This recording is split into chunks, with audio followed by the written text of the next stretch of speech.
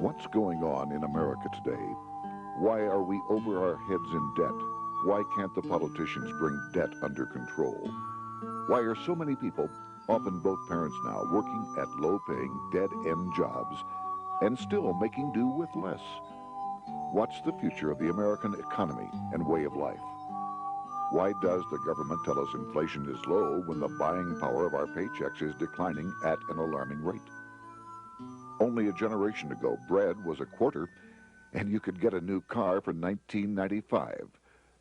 The problem is that since 1864, we've had a debt-based banking system. All our money is based on government debt. We cannot extinguish government debt without extinguishing our money supply. That's why talk of paying off the national debt without reforming our banking system is an impossibility. That's why the solution does not lie in discussing the size of the national debt, rather it lies in reforming our banking system. This is the Federal Reserve headquarters in Washington. It sits on this very impressive address, right on Constitution Avenue, right across from the Lincoln Memorial. But is it federal? Is it really part of the United States government? Well, what we're about to show you is that there's nothing federal about the Federal Reserve, and there are no reserves. The name is a deception created back before the Federal Reserve Act was passed in 1913 to make Americans think that America's central bank operates in the public interest. The truth is that the Federal Reserve is a private bank owned by private stockholders and run purely for their private profit.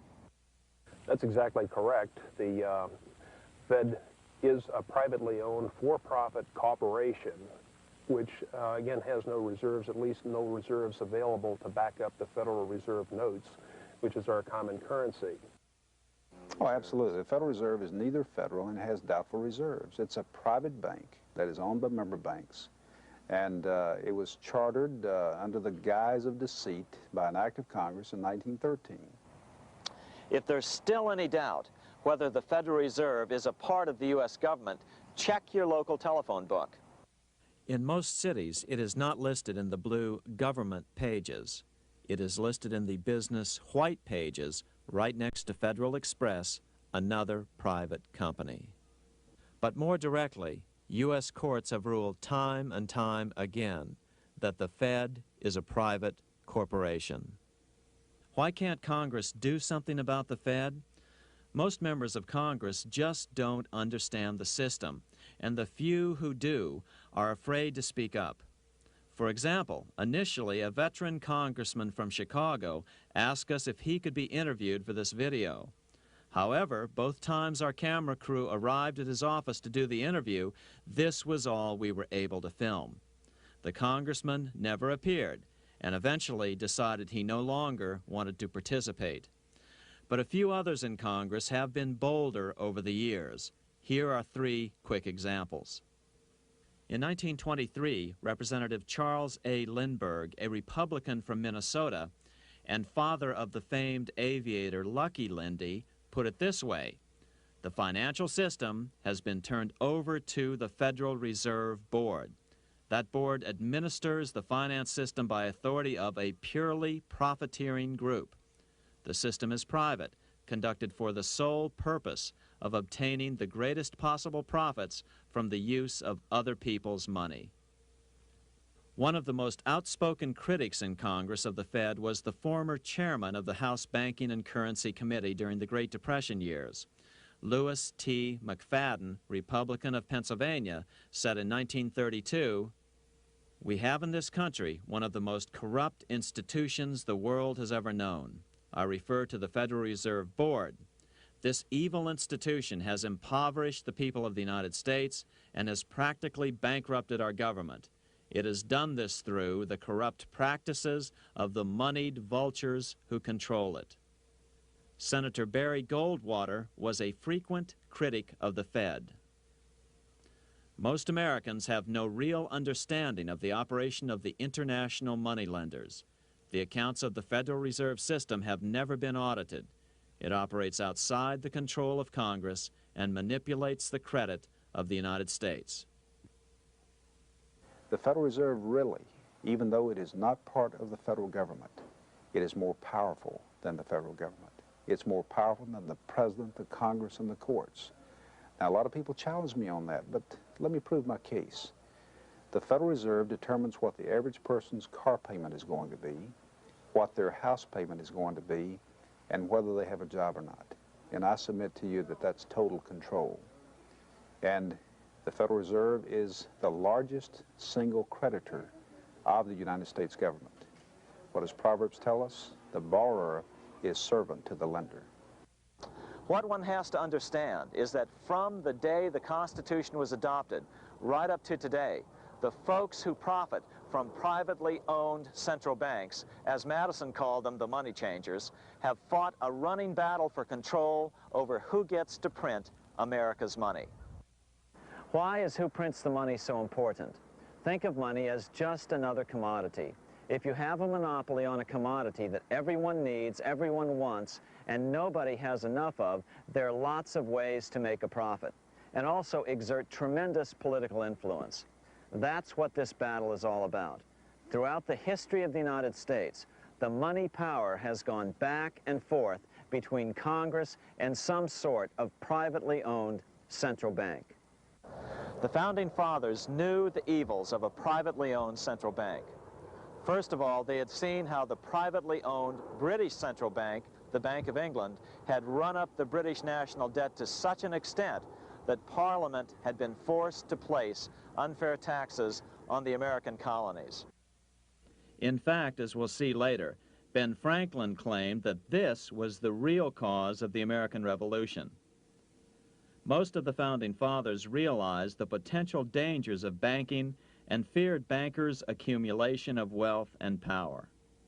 Jefferson put it this way: I sincerely believe that banking institutions are more dangerous to our liberties than standing armies. The issuing power should be taken from the banks and restored to the people to whom it properly belongs. That succinct statement of Jefferson is, in fact, the solution to all our economic problems today. It bears repeating. The issuing power should be taken from the banks and restored to the people to whom it properly belongs. James Madison, the main author of the Constitution, agreed. Interestingly, he called those behind the central bank scheme money changers. Madison strongly criticized their actions. History records that the money changers have used every form of abuse, intrigue, deceit, and violent means possible to maintain their control over governments by controlling money and its issuance.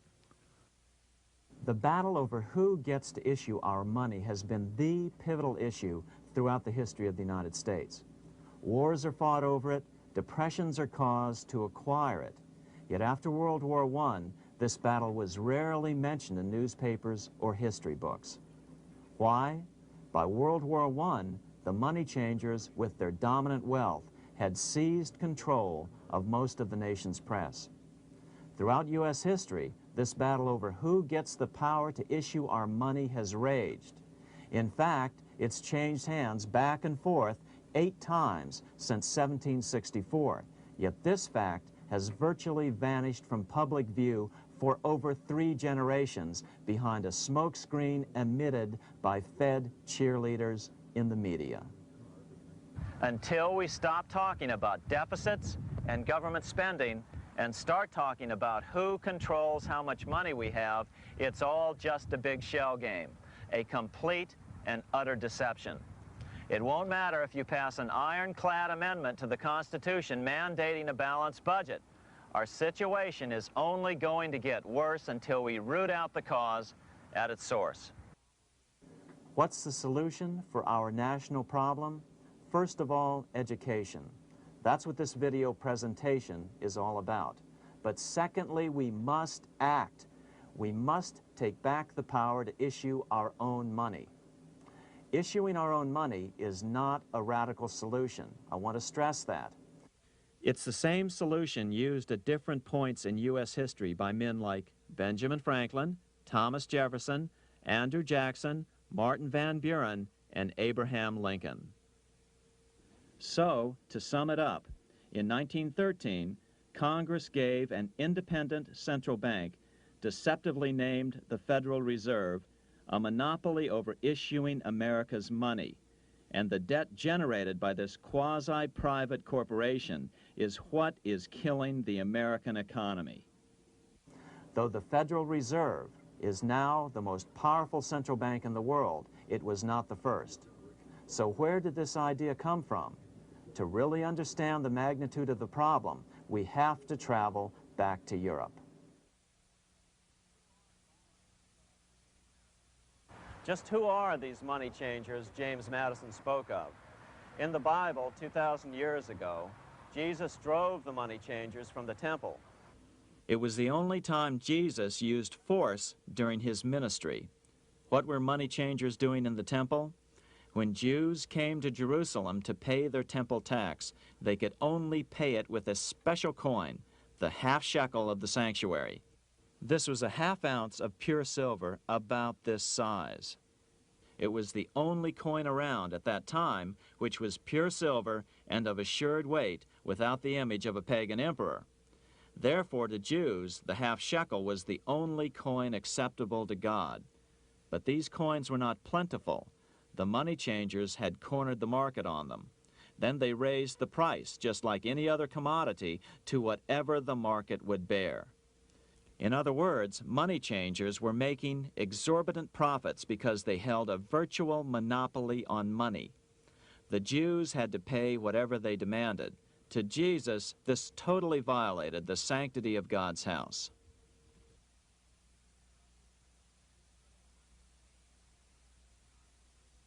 But the money-changing scam did not originate in Jesus' day. 200 years before Christ, Rome was having trouble with money changers.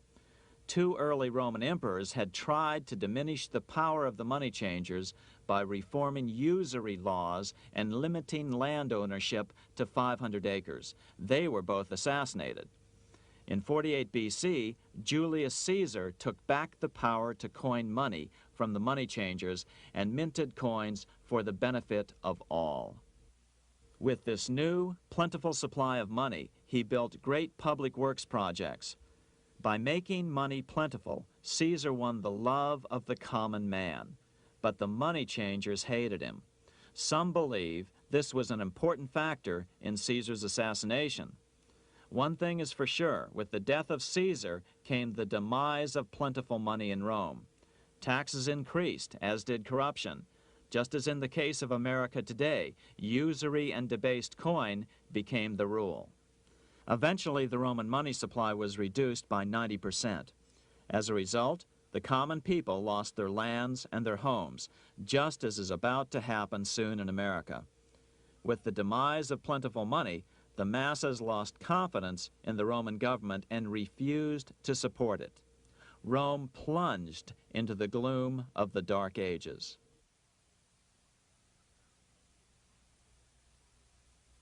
A 1,000 years after the death of Christ, money changers, those who loan out and manipulate the quantity of money, were active in medieval England. In fact, they were so active that acting together, they could manipulate the entire English economy. These were not bankers per se. The money changers generally were the goldsmiths. They were the first bankers because they started keeping other people's gold for safekeeping in their vaults. The first paper money was merely a receipt for gold left at the goldsmith. Paper money caught on because it was more convenient than carrying around a lot of heavy gold and silver coins. Eventually, goldsmiths noticed that only a small fraction of the depositors ever came in and demanded their gold at any one time. Goldsmiths started cheating on the system.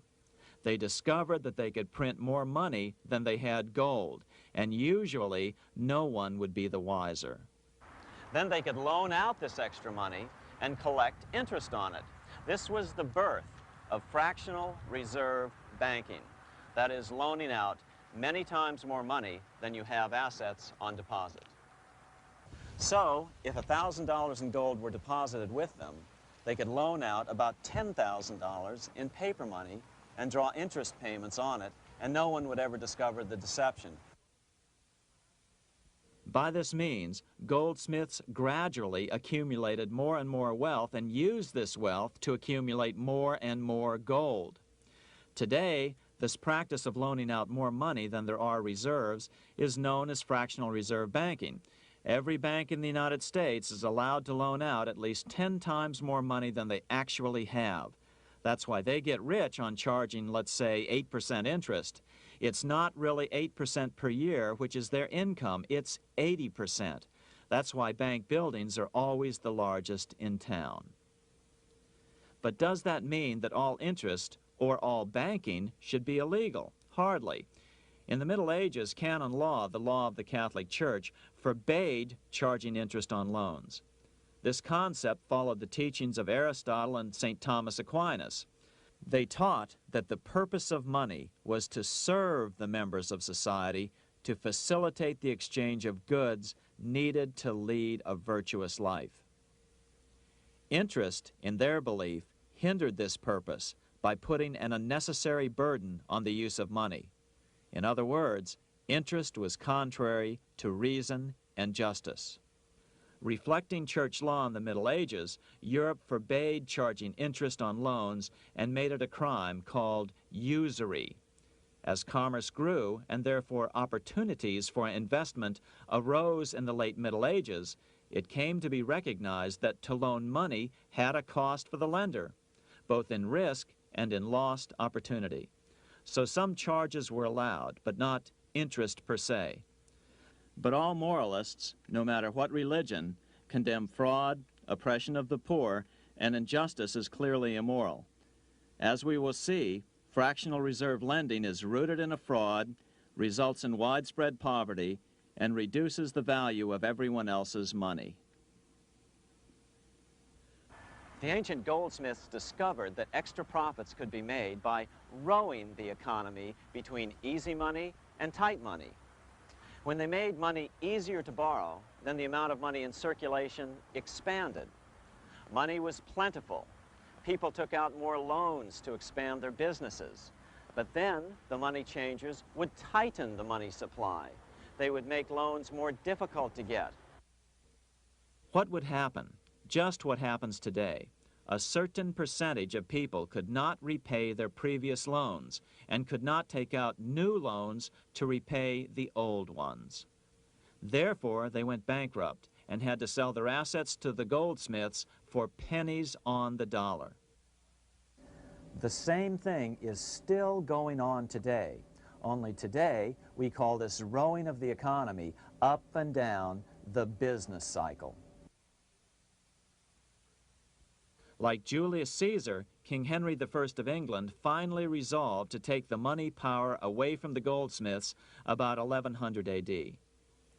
Henry could have used anything as money, seashells, feathers, or even yak dung, as is often done in remote Tibetan provinces. But he invented one of the most unusual money systems in history. It was called the tally stick system. Here I have one of the few surviving examples of this form of British money, which lasted 726 years until 1826, a tally stick. The tally system was adopted to avoid the monetary manipulation of the goldsmiths. Tally sticks were money fabricated out of sticks of polished wood. Notches were cut along one edge of the stick to indicate the denominations. Then the stick was split lengthwise through the notches so that both pieces still had a record of the notches. The king kept one half to protect against counterfeiting. Then he would spend the other half into the economy and they would circulate as money. This particular tally stick is huge. It represented 25,000 pounds.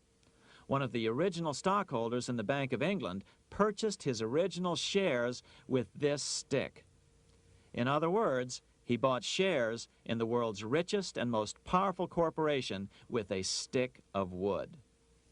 It's ironic that after its formation in 1694, the Bank of England attacked the tally stick system because it was money outside the power of the money changers, just as King Henry had wanted it to be. Why do people accept sticks of wood for money? That's a great question. Throughout history, people traded anything they thought had value and used as money. You see, the secret is that money is only what people agree on to use as money. What's our paper money today? It's really just paper. But here's the trick. King Henry ordered that tally sticks had to be used to pay the king's taxes. This built-in demand for tally sticks immediately made them circulate and be accepted as money. And they worked well. In fact, no other form of money has worked so well for so long as tally sticks. Keep in mind, the British Empire was built under the tally stick system. The tally stick system succeeded despite the fact that the money changers constantly attacked it by offering the metal coin system as competition. In other words, metal coins never went completely out of circulation, but tally sticks hung on because they were good for the payment of taxes. Finally, in the 1500s, King Henry VIII relaxed the laws concerning usury, and the money changers wasted no time reasserting themselves. They quickly made their gold and silver money plentiful for a few decades.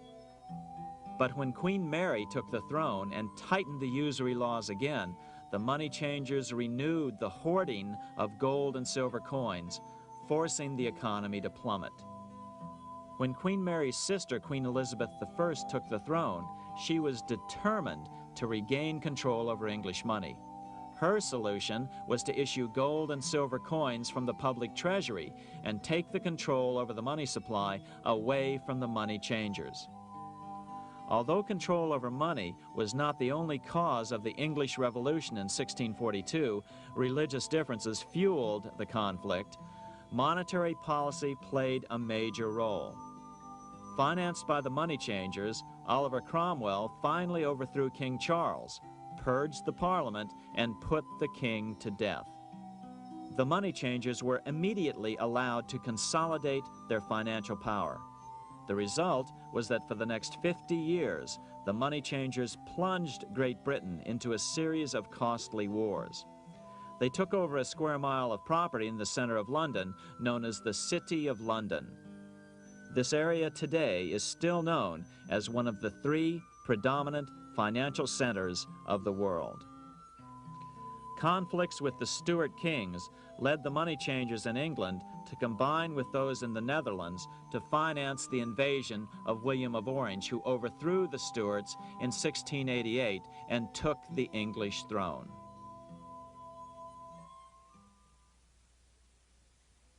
By the end of the 1600s, England was in financial ruin. 50 years of more or less continuous wars with France and Holland had exhausted her. Frantic government officials met with the money changers to beg for the loans necessary to pursue their political purposes. The price was high: a government-sanctioned, privately owned bank which could issue money created out of nothing. It was to be the modern world's first privately owned central bank, the Bank of England. Although it was deceptively called the Bank of England to make the general population think it was part of the government, it was not. Like any other private corporation, the Bank of England sold shares to get started. The investors, whose names were never revealed, were supposed to put up £1.25 million British pounds in gold coin to buy their shares in the bank, but only £750,000 was ever received. Despite that, the bank was duly chartered in 1694 and started out in the business of loaning out several times the money it supposedly had in reserves, all at interest. In exchange, the new bank would loan British politicians as much of the new currency as they wanted, as long as they secured the debt by direct taxation of the British people. So, legalization of the Bank of England amounted to nothing less than legal counterfeiting of a national currency for private gain. Unfortunately, nearly every nation now has a privately controlled central bank using the Bank of England as the basic model. Such is the power of these central banks that they soon take total control over a nation's economy. It soon amounts to nothing but a plutocracy, rule by the rich. It would be like putting control of the army in the hands of the mafia. The danger of tyranny would be extreme. Yes, we need central banks. No, we do not need them in private hands. The central bank scam is really a hidden tax. The nation sells bonds to the central bank to pay for things it does not have the political will to raise taxes to pay for. But the bonds are purchased with money the central bank creates out of nothing. More money in circulation makes your money worth less. The government gets as much money as it needs, and the people pay for it in inflation. The beauty of the plan is that not one person in 1,000 can figure it out because it's usually hidden behind complex-sounding economics gibberish. With the formation of the Bank of England, the nation was soon awash in money. Prices throughout the country doubled. Massive loans were granted for just about any wild scheme. One venture proposed to drain the Red Sea to recover gold supposedly lost when the Egyptian army drowned pursuing Moses and the Israelites. By 1698, government debt grew from the initial £1.25 million to £16 million. Naturally, taxes were increased and then increased again to pay for all of this. With the British money supply firmly in their grip, the British economy began a wild roller coaster series of booms and depressions, exactly the sort of thing a central bank claims it is determined to prevent. There are two things which I think are intrinsic not just to the Bank of England, but to central banking generally. The first is an involvement in the formulation of monetary policy with the specific objective of achieving monetary stability. However, since the Bank of England took control, the British pound has rarely been stable. Now let's take a look at the role of the Rothschild family, the family said to be the wealthiest in the world.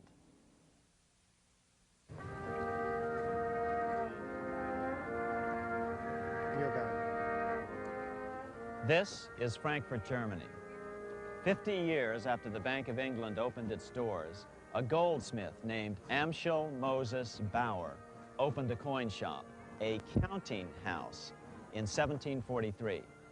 And over the door, he placed a sign depicting a Roman eagle on a red shield. The shop became known as the Red Shield Firm, or in German, Rothschild. When his son, Amschel Meyer Bauer, inherited the business, he decided to change his name to Rothschild. Amschel soon learned that loaning money to governments and kings was more profitable than loaning to private individuals. Not only were the loans bigger, but they were secured by the nation's taxes.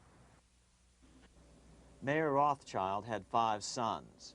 He trained them all in the skills of money creation, then sent them out to the major capitals of Europe to open branch offices of the family banking business. His first son, Amschel Meyer, stayed in Frankfurt to mind the hometown bank. His second son, Solomon, was sent to Vienna. His third son, Nathan, was clearly the most clever. He was sent to London at age 21 in 1798, 100 years after the founding of the Bank of England. His fourth son, Karl, went to Naples, and his fifth son, Jacob, went to Paris. In 1785, Mayer Amschel moved his entire family to this larger house, a 5-story dwelling he shared with the Schiff family. This house was known as the Green Shield. The Rothschilds and the Schiffs would play a central role in the rest of European financial history and in that of the United States. The Rothschilds broke into dealings with European royalty here at Wilhelmshof, the palace of the wealthiest man in Germany. In fact, the wealthiest monarch in all Europe, Prince William of Hesse-Kassel. At first, the Rothschilds were only helping William speculate in precious coins.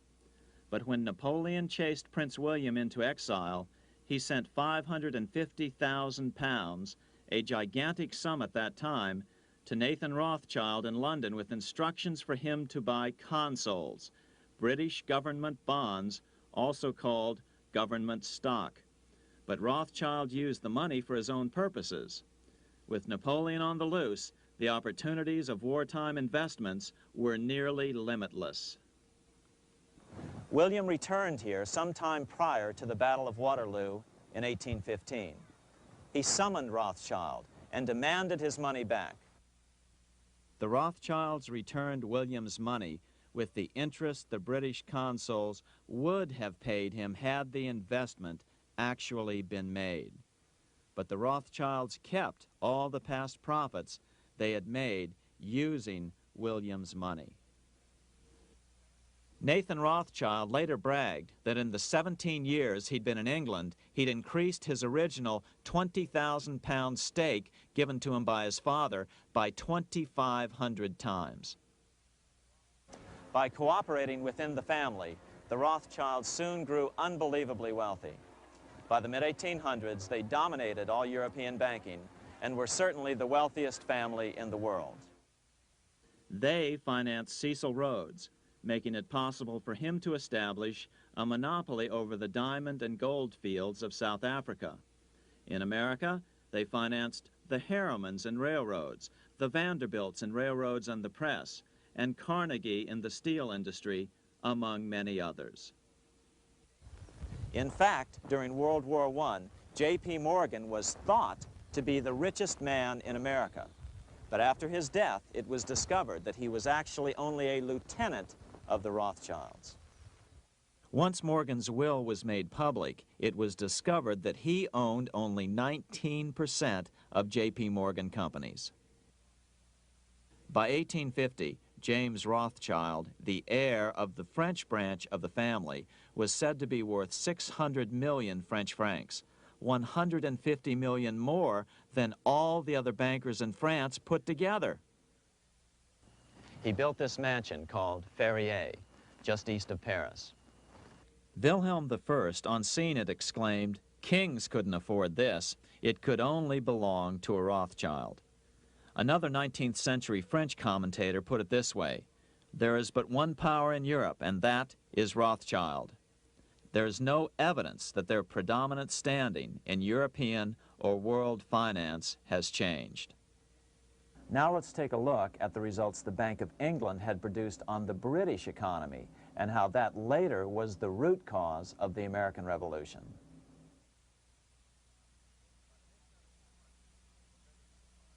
By the mid-1700s, the British Empire was nearing its height of power around the world. But Britain had fought 4 costly wars in Europe since the creation of their privately owned central bank, the Bank of England. The cost had been high. To finance these wars, the British Parliament here had borrowed heavily from the bank. By the mid-1700s, the government's debt here in Britain was £140 million, a staggering sum for those days. Consequently, the British government embarked on a program of trying to raise revenues from their American colonies in order to make their interest payments to the bank. But in America, it was a different story. The scourge of a privately owned central bank had not yet hit. This is Independence Hall in Philadelphia, where the Declaration of Independence and Constitution were signed. In the mid-1700s, pre-revolutionary America was still relatively poor.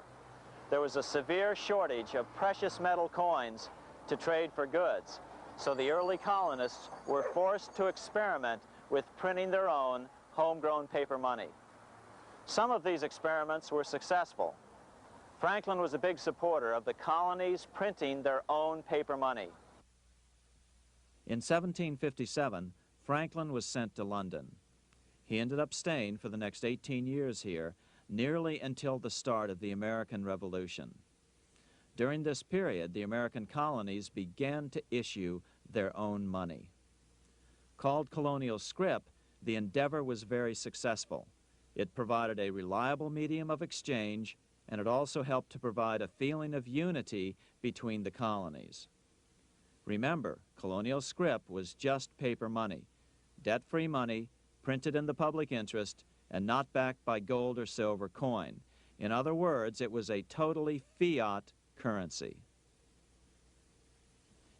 One day, officials of the Bank of England asked Franklin how he would account for the newfound prosperity of the colonies. Without hesitation, he replied, "That is simple. In the colonies, we issue our own money. It is called colonial scrip. We issue it in proper proportion to the demands of trade and industry to make the products pass easily from the producers to the consumers. In this manner, creating for ourselves our own paper money, we control its purchasing power, and we have no interest to pay to no one." This was just common sense to Franklin, but you can imagine the impact it had on the Bank of England.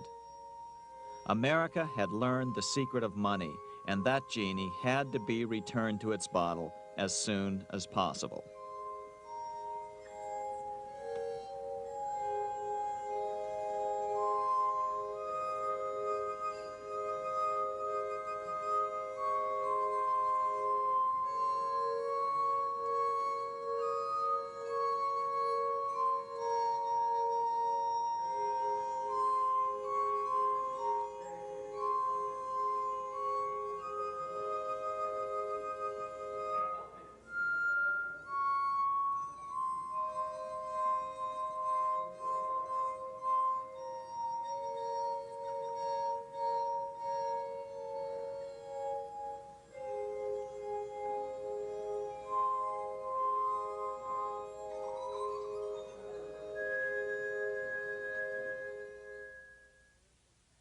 As a result, Parliament hurriedly passed the Currency Act of 1764.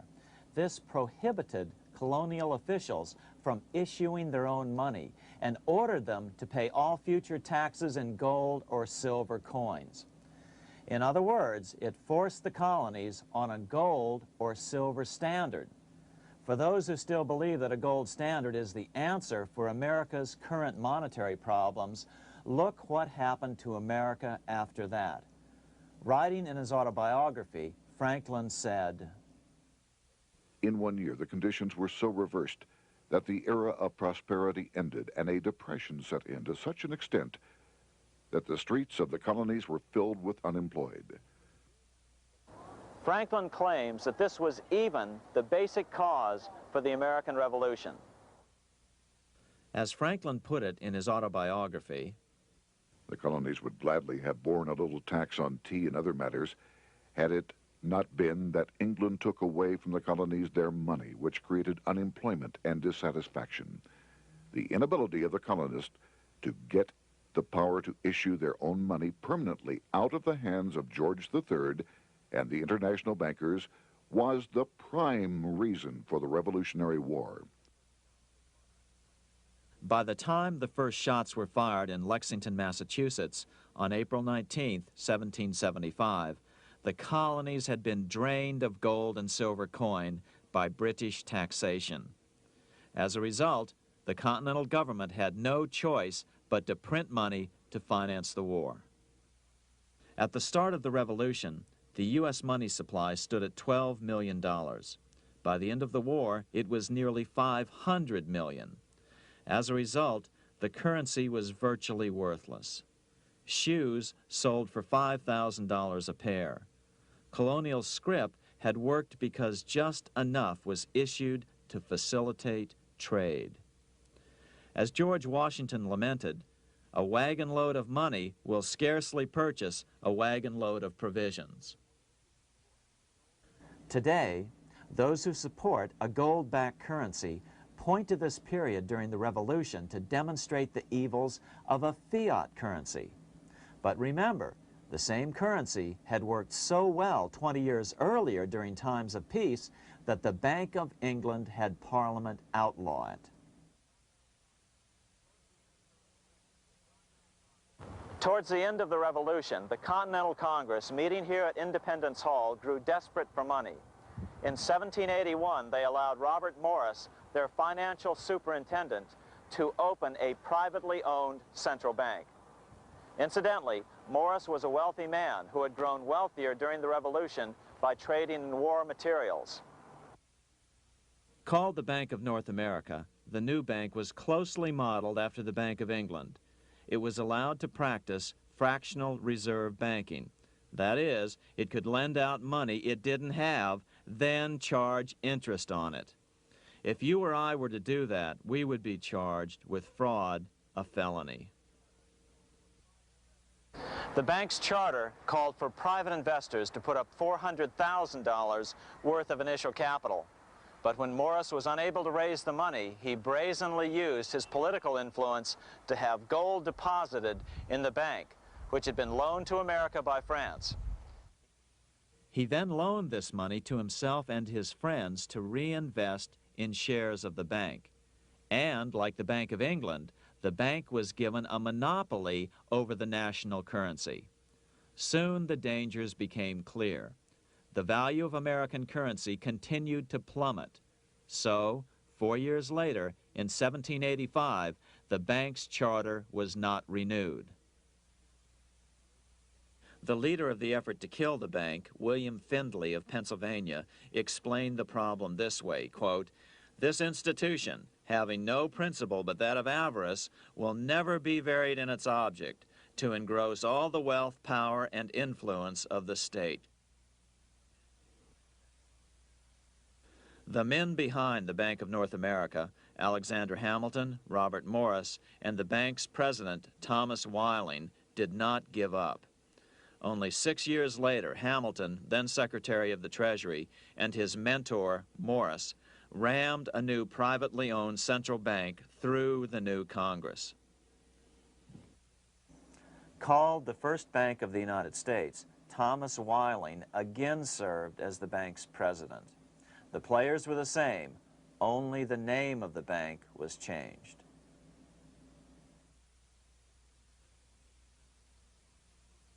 In 1787, colonial leaders assembled in Philadelphia to replace the ailing Articles of Confederation.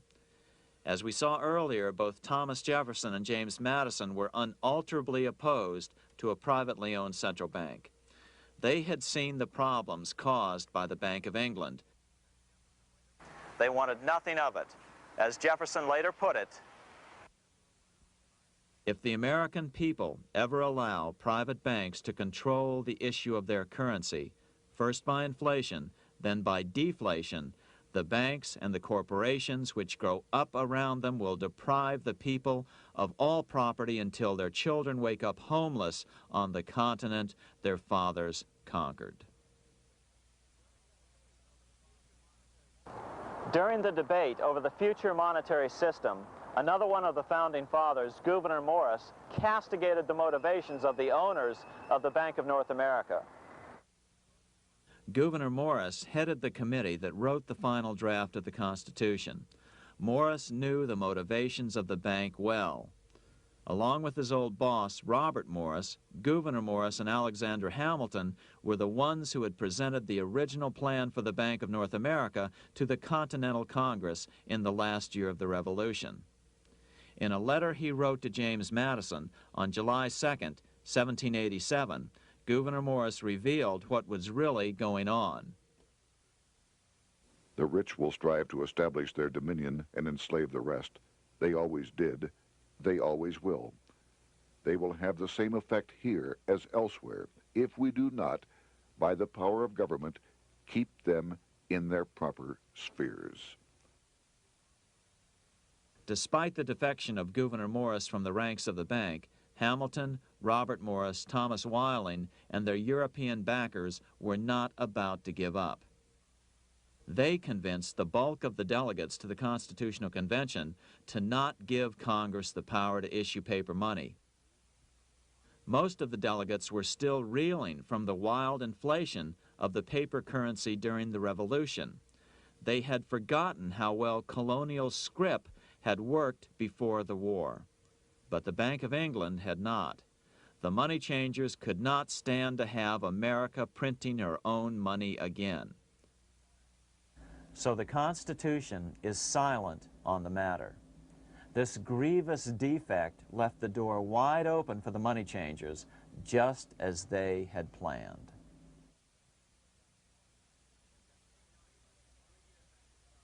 In 1790, less than 3 years after the Constitution had been signed, the money changers struck again. The newly appointed first Secretary of the Treasury, Alexander Hamilton, proposed a bill to the Congress calling for a new, privately owned central bank. Coincidentally, that was the very year that Amschel Rothschild made his pronouncement from his flagship bank in Frankfurt. Let me issue and control a nation's money, and I care not who writes the laws. Alexander Hamilton was a tool of the international bankers, and he wanted to create the U.S. Bank, the BUS, or the Bank of the United States, and did so. Interestingly, one of Hamilton's first jobs after graduating from law school in 1782 was as an aide to Robert Morris, the head of the Bank of North America. In fact, the year before, Hamilton had written Morris a letter saying, "A national debt, if it is not excessive, will be to us a national blessing." A blessing to whom? After a year of intense debate, in 1791, Congress passed the bill and gave it a 20-year charter. The new bank was to be called the First Bank of the United States, or BUS. Here we are in front of the First Bank of the United States in Philadelphia. The bank was given a monopoly on printing U.S. currency, even though 80% of its stock would be held by private investors. The other 20% would be purchased by the U.S. government. But the reason was not to give the government a piece of the action. It was to provide the capital for the other 80% owners. As with the old Bank of North America and the Bank of England before that, the stockholders never paid the full amount for their shares. The U.S. government put up their initial $2 million in cash.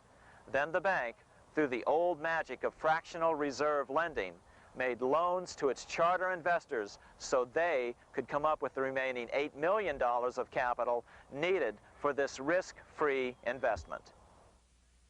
Like the Bank of England, the name of the Bank of the United States was deliberately chosen to hide the fact that it was privately controlled.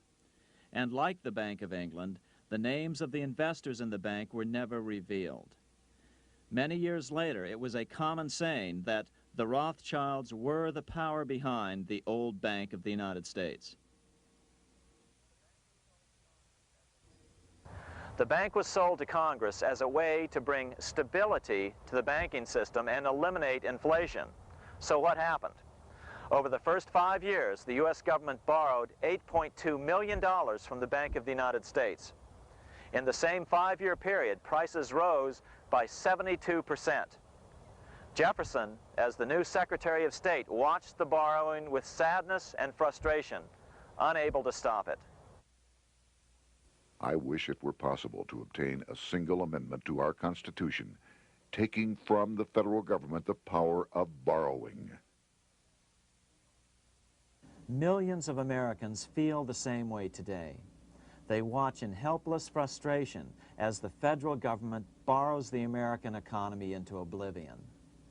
So, although it was called the First Bank of the United States, it was not the first attempt at a privately owned central bank in this country. As with the Bank of North America, the government put up most of the cash to get this private bank going, then the bankers loaned the money to each other to buy the remaining stock in the bank. It was a scam, plain and simple, and they wouldn't be able to get away with it for long. But first, we have to travel back to Europe to see how a single man was able to manipulate the entire British economy by obtaining the first news of Napoleon's final defeat.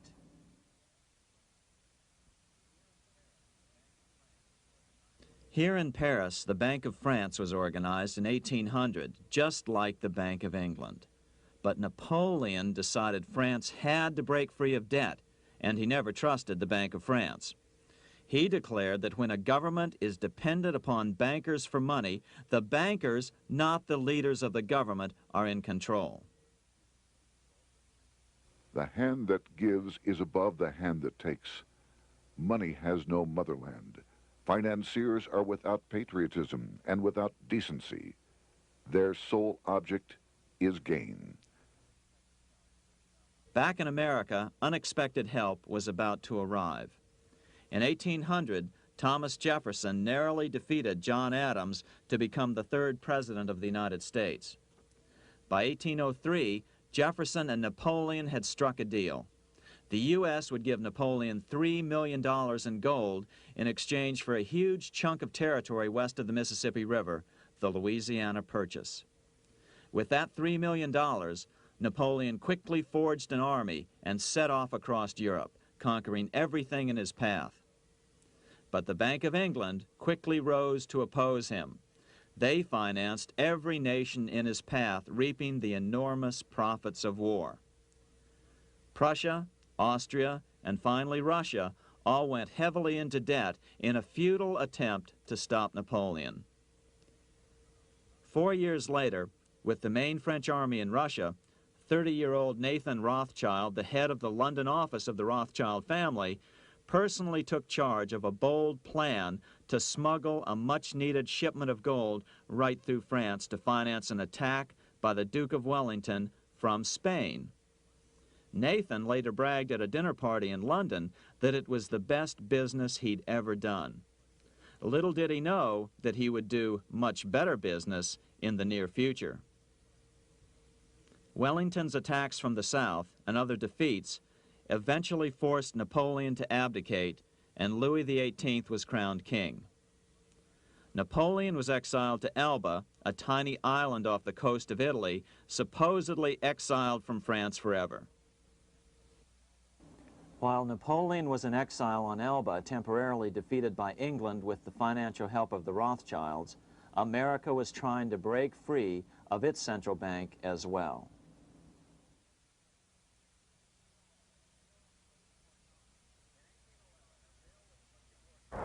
In 1811, a bill was put before Congress to renew the charter of the Bank of the United States. The debate grew very heated, and the legislatures of both Pennsylvania and Virginia passed resolutions asking Congress to kill the bank. The press corps of the day attacked the bank openly, calling it a great swindle, a vulture, a viper, and a cobra. Oh, to have an independent press once again in America. A congressman named P.B. Porter attacked the bank from the floor of Congress, saying if the bank's charter was renewed, Congress, quote, will have planted in the bosom of this Constitution a viper, which one day or another will sting the liberties of this country to the heart, close quote. Prospects didn't look that good for the bank. Some writers have even claimed that Nathan Rothschild warned that the United States would find itself involved in a most disastrous war if the bank's charter were not renewed. But it wasn't enough. When the smoke had cleared, the renewal bill was defeated by a single vote in the House and was deadlocked in the Senate. By now, America's fourth president, James Madison, was in the White House. Remember, Madison was a staunch opponent of the bank. His vice president, George Clinton, broke a tie in the Senate and sent the bank into oblivion. Within 5 months, England attacked the U.S., and the War of 1812 was on. But the British were still busy fighting Napoleon, and so the War of 1812 ended in a draw in 1814. Though the money changers were temporarily down, they were far from out. It would take them only another 2 years to bring back their bank bigger and stronger than ever.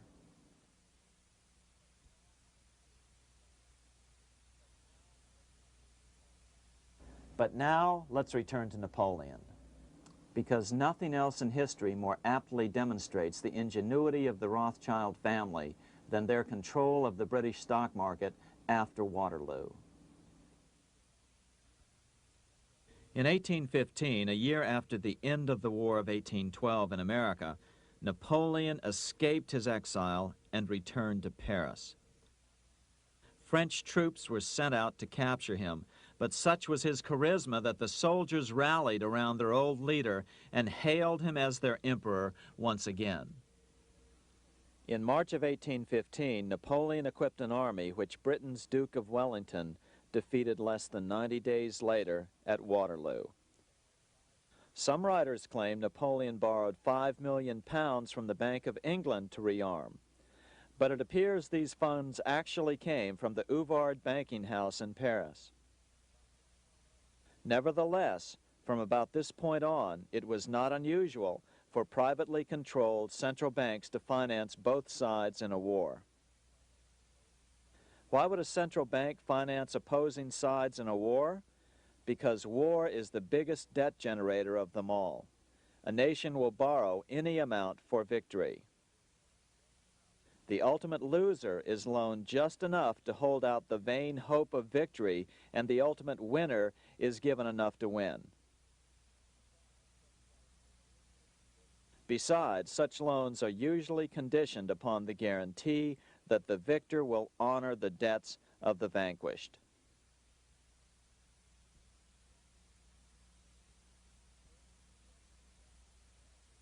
This is the Waterloo battlefield about 200 miles northeast of Paris in what today is Belgium. Here Napoleon suffered his final defeat, but not before thousands of French and Englishmen gave their lives on a steamy summer day in July of 1815. Right over there, on June 18, 1815, 74,000 French troops met 67,000 troops from Britain and other European nations. The outcome was certainly in doubt. In fact, had Napoleon attacked a few hours earlier, he would probably have won the battle. But no matter who won or lost, back in London, Nathan Rothschild planned to use the opportunity to try to seize control over the British stock and bond market and possibly even the Bank of England. Rothschild stationed a trusted agent, a man named Rothworth, on the north side of the battlefield, closer to the English Channel. Once the battle had been decided, Rothworth took off for the Channel. He delivered the news to Nathan Rothschild a full 24 hours before Wellington's own courier. Rothschild hurried to the stock market and took up his usual position in front of an ancient pillar. All eyes were on him. The Rothschilds had a legendary communications network. If Wellington had been defeated and Napoleon was loose on the continent again, Britain's financial situation would become grave indeed. Rothschild looked saddened. He stood there motionless, eyes downcast. Then suddenly he began selling. Other nervous investors saw that Rothschild was selling. It could only mean one thing: Napoleon must have won, Wellington must have lost. The market plummeted. Soon everyone was selling their consols, their British government bonds, and prices dropped sharply. But then Rothschild started secretly buying up the consols through his agents for only a fraction of their worth hours before. Myths, legends, you say? 100 years later, the New York Times ran a story which said that Nathan's grandson had attempted to secure a court order to suppress a book with this stock market story in it. The Rothschild family claimed the story was untrue and libelous, but the court denied the Rothschilds' request and ordered the family to pay all court costs. What's even more interesting about this story is that some authors claim that the day after the Battle of Waterloo, in a matter of hours, Nathan Rothschild came to dominate not only the bond market, but the Bank of England as well. Whether or not the Rothschild family seized control of the Bank of England, the first privately owned central bank in a major European nation and the wealthiest, one thing is certain: by the mid-1800s, the Rothschilds were the richest family in the world, bar none. They dominated the new government bond markets and branched into other banks and industrial concerns. In fact, the rest of the 19th century was known as the Age of the Rothschilds. Despite this overwhelming wealth, the family has generally cultivated an aura of invisibility. Although the family controls scores of industrial, commercial, mining, and tourist corporations, only a handful bear the Rothschild name. By the end of the 19th century, one expert estimated that the Rothschild family controlled half the wealth of the world. Whatever the extent of their vast wealth, it is reasonable to assume that their percentage of the world's wealth has increased since then. But since the turn of the century, the Rothschilds have cultivated the notion that their power has somehow waned even as their wealth increases.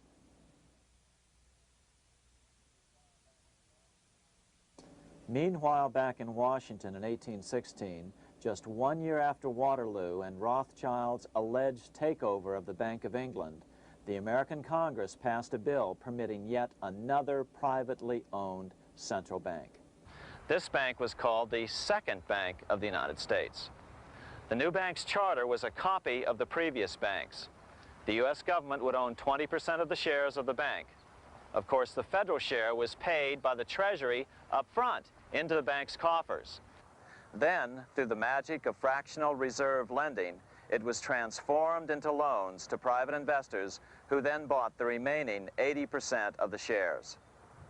Just as before, the primary stockholders remained a secret. But it is known that the largest block of shares, about 1/3 of the total, were sold to foreigners. As one observer put it, it is certainly no exaggeration to say that the Second Bank of the United States was rooted as deeply in Britain as it was in America. So, by 1816, some authors claim the Rothschilds had taken control over the Bank of England and backed a new, privately owned central bank in America as well.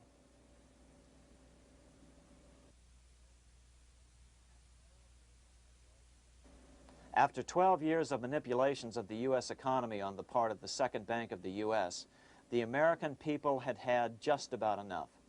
Opponents of the bank nominated a dignified senator from Tennessee, Andrew Jackson, the hero of the Battle of New Orleans, to run for president. This is his home, the Hermitage. No one gave Jackson a chance initially. The bank had long ago learned how the political process could be controlled with money. To the surprise and dismay of the money changers, Jackson was swept into office in 1828. Jackson was determined to kill the bank at the first opportunity and wasted no time in trying to do so. But the bank's 20-year charter didn't come up for renewal until 1836, the last year of his second term, if he could survive that long. During his first term, Jackson contented himself with rooting out the bank's many minions from government service. He fired 2,000 of the 11,000 employees of the federal government. In 1832, with his re-election approaching, the bank struck an early blow, hoping Jackson would not want to stir up controversy. They asked Congress to pass a renewal bill 4 years early. Naturally, Congress complied, then sent it to the president for signing. But Jackson weighed in with both feet. Old Hickory, never a coward, vetoed the bill. His veto message is one of the great American documents. It clearly lays out the responsibility of the American government towards its citizens, rich and poor. It is not our own citizens only who are to receive the bounty of our government. More than 8 million of the stock of this bank are held by foreigners. Is there no danger to our liberty and independence in a bank that in its nature has so little to bind it to our country? Controlling our currency, receiving our public monies, and holding thousands of our citizens' independence would be more formidable and dangerous than a military power of the enemy. If government would confine itself to equal protection and, as heaven does its rains, shower its favor alike on the high and the low, the rich and the poor, it would be an unqualified blessing. In the act before me, there seems to be a wide and unnecessary departure from these just principles. Later that year, in July 1832, Congress was unable to override Jackson's veto. Now Jackson had to stand for re-election. Jackson took his argument directly to the people. For the first time in U.S. history, Jackson took his presidential campaign on the road. Before then, presidential candidates stayed at home and looked presidential. His campaign slogan was "Jackson and no bank." The National Republican Party ran Senator Henry Clay against Jackson. Despite the fact that the bankers poured over $3 million into Clay's campaign, Jackson was reelected by a landslide in November of 1832. Despite his presidential victory, Jackson knew the battle was only beginning. "The hydra of corruption is only scotched, not dead," said the newly elected president. Jackson ordered his new Secretary of Treasury, Lewis McLean, to start removing the government's deposits from the second bank and start placing them in state banks. But McLean refused to do so. Jackson fired him and appointed William J. Duane as the new Secretary of the Treasury. Duane also refused to comply with the president's requests, and so Jackson fired him as well and then appointed Roger B. Taney to the office. Taney did withdraw government funds from the bank starting on October 1st, 1833. Jackson was jubilant. "I have it chained. I'm ready with screws to draw every tooth and then the stumps." But the bank was not yet done fighting. Its head, Nicholas Biddle, used his influence to get the Senate to reject Taney's nomination. Then, in a rare show of arrogance, Biddle threatened to cause a depression if the bank was not rechartered. This worthy president thinks that because he has scalped Indians and imprisoned judges, he is to have his way with the bank. He is mistaken. Next, in an unbelievable fit of honesty for a central banker, Biddle admitted that the bank was going to make money scarce to force Congress to restore the bank. Nothing but widespread suffering will produce any effect on Congress. Our only safety is in pursuing a steady course of firm restriction, and I have no doubt that such a course will ultimately lead to restoration of the currency and the recharter of the bank. What a stunning revelation. Here was the pure truth, revealed with shocking clarity. Biddle intended to use the money contraction power of the bank to cause a massive depression until America gave in. Unfortunately, this has happened time and time again throughout U.S. history and is about to happen again in today's world. Nicholas Biddle made good on his threat. The bank sharply contracted the money supply by calling in old loans and refusing to extend new ones. A financial panic ensued, followed by a deep depression. Naturally, Biddle blamed Jackson for the crash, saying that it was caused by the withdrawal of federal funds from the bank. Unfortunately, his plan worked well. Wages and prices sagged. Unemployment soared along with business bankruptcies. The nation quickly went into an uproar. Newspaper editors blasted Jackson in editorials. The bank threatened to withhold payments, which then could be made directly to key politicians for their support. Within only months, Congress assembled in what was called the panic session. 6 months after he had withdrawn funds from the bank, Jackson was officially censured by a resolution which passed the Senate by a vote of 26 to 20. It was the first time a president had ever been censured by Congress. Jackson lashed out at the bank. "You are a den of vipers. I intend to rout you out, and by eternal God, I will rout you out." America's fate teetered on a knife edge. If Congress could muster enough votes to override Jackson's veto, the bank would be granted another 20-year monopoly or more over America's money, time enough to consolidate its already great power. Then a miracle occurred. The governor of Pennsylvania came out supporting President Jackson and strongly criticized the bank. On top of that, Biddle had been caught boasting in public about the bank's plan to crash the economy. Suddenly, the tide shifted. In April of 1834, the House of Representatives voted 134 to 82 against rechartering the bank. This was followed up by an even more lopsided vote to establish a special committee to investigate whether the bank had caused the crash. When the investigating committee arrived at the bank's door in Philadelphia, armed with a subpoena to examine the books, Biddle refused to give them up. Nor would he allow inspection of correspondence with congressmen relating to their personal loans and advances he'd made to them. He also refused to testify before the committee back in Washington. On January 8th, 1835, Jackson paid off the final installment on the national debt, which had been necessitated by allowing the banks to issue currency for government bonds rather than simply issuing treasury notes without such debt. He was the only president to ever pay off the debt. A few weeks later, on January 30th, 1835, an assassin by the name of Richard Lawrence tried to shoot President Jackson, but by the grace of God, both pistols misfired. Lawrence was later found not guilty by reason of insanity. After his release, he bragged to friends that powerful people in Europe had put him up to the task and promised to protect him if he were caught. The following year, when its charter ran out, the Second Bank of the United States ceased functioning as the nation's central bank. Biddle was later arrested and charged with fraud. He was tried and acquitted, but died shortly thereafter while still tied up in civil suits.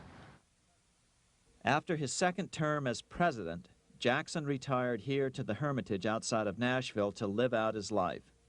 He is still remembered here for his determination to kill the bank. In fact, he killed it so well that it took the money changers 77 years to undo the damage. When asked what his most important accomplishment had been, Jackson replied, "I killed the bank." Unfortunately, even Jackson failed to grasp the entire picture and its root cause. Although Jackson had killed the central bank, the most insidious weapon of the money changers, fractional reserve banking, remained in use by the numerous state-chartered banks. This fueled economic instability in the years before the Civil War. Still, the central bankers were out, and as a result, America thrived as it expanded westward. During this time, the principal money changers struggled to regain their lost centralized power, but to no avail. Then, finally, they reverted to the old central bankers' formula: war to create debt and dependency. If they couldn't get their central bank any other way, America could be brought to its knees by plunging it into a civil war, just as they had done in 1812 after the first Bank of the United States was not rechartered. 1 month after the inauguration of Abraham Lincoln, the first shots of the American Civil War were fired here at Fort Sumter, South Carolina, on April 12, 1861. Certainly slavery was a cause for the Civil War, but not the primary cause. Lincoln knew that the economy of the South depended upon slavery, and so before the Civil War, he had no intention of eliminating it. Lincoln had put it this way in his inaugural address only 1 month earlier. I have no purpose, directly or indirectly, to interfere with the institution of slavery in the states where it now exists. I believe I have no lawful right to do so, and I have no inclination to do so.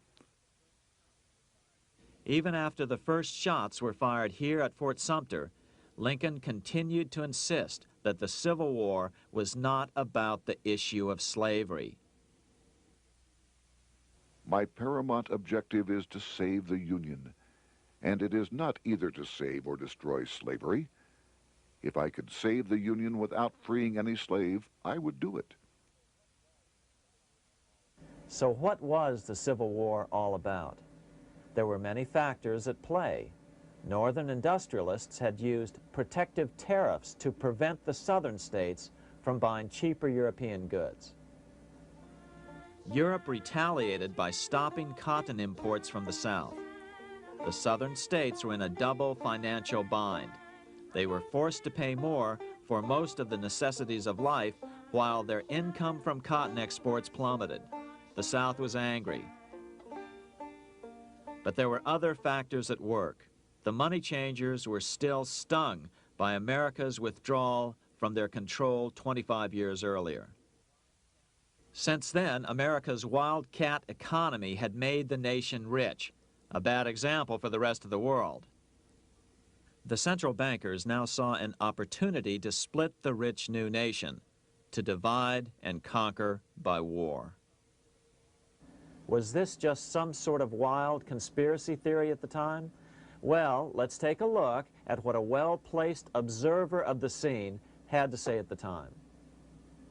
His name was Otto von Bismarck, Chancellor of Germany, the man who united the German states a few years later.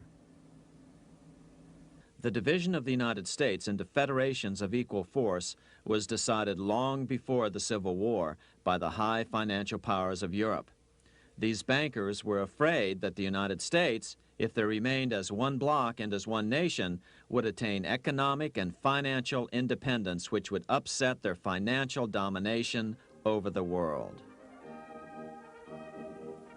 Within months after the first shots here at Fort Sumter, the central bankers loaned Napoleon III of France, the nephew of the Waterloo Napoleon, 210 million francs to seize Mexico and station troops along the southern border of the U.S., taking advantage of their war to violate the Monroe Doctrine and return Mexico to colonial rule. No matter what the outcome of the Civil War, a weakened America, heavily indebted to the money changers, would open up Central and South America once again to European colonization and domination. The very thing America's Monroe Doctrine had forbade in 1823. At the same time, Great Britain moved 11,000 troops into Canada and positioned them menacingly along America's northern border. The British fleet went to war alert should their quick intervention be called for.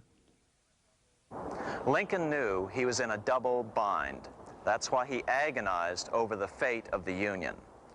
There was a lot more to it than just differences between the North and the South. That's why his emphasis was always on union and not merely the defeat of the South. But Lincoln needed money to win. In 1861, Lincoln and his Secretary of Treasury, Salmon P. Chase, went to New York to apply for the necessary loans. The money changers, anxious to see the Union fail, offered loans at 24 to 36% interest. Lincoln said thanks, but no thanks, and returned to Washington. Lincoln sent for an old friend, Colonel Dick Taylor of Chicago, and put him on the problem of financing the war. During one meeting, Lincoln asked Taylor what he'd discovered. Taylor put it this way: "Why, Lincoln, that is easy. Just get Congress to pass a bill authorizing the printing of full legal tender Treasury notes, and pay your soldiers with them, and go ahead and win your war with them also."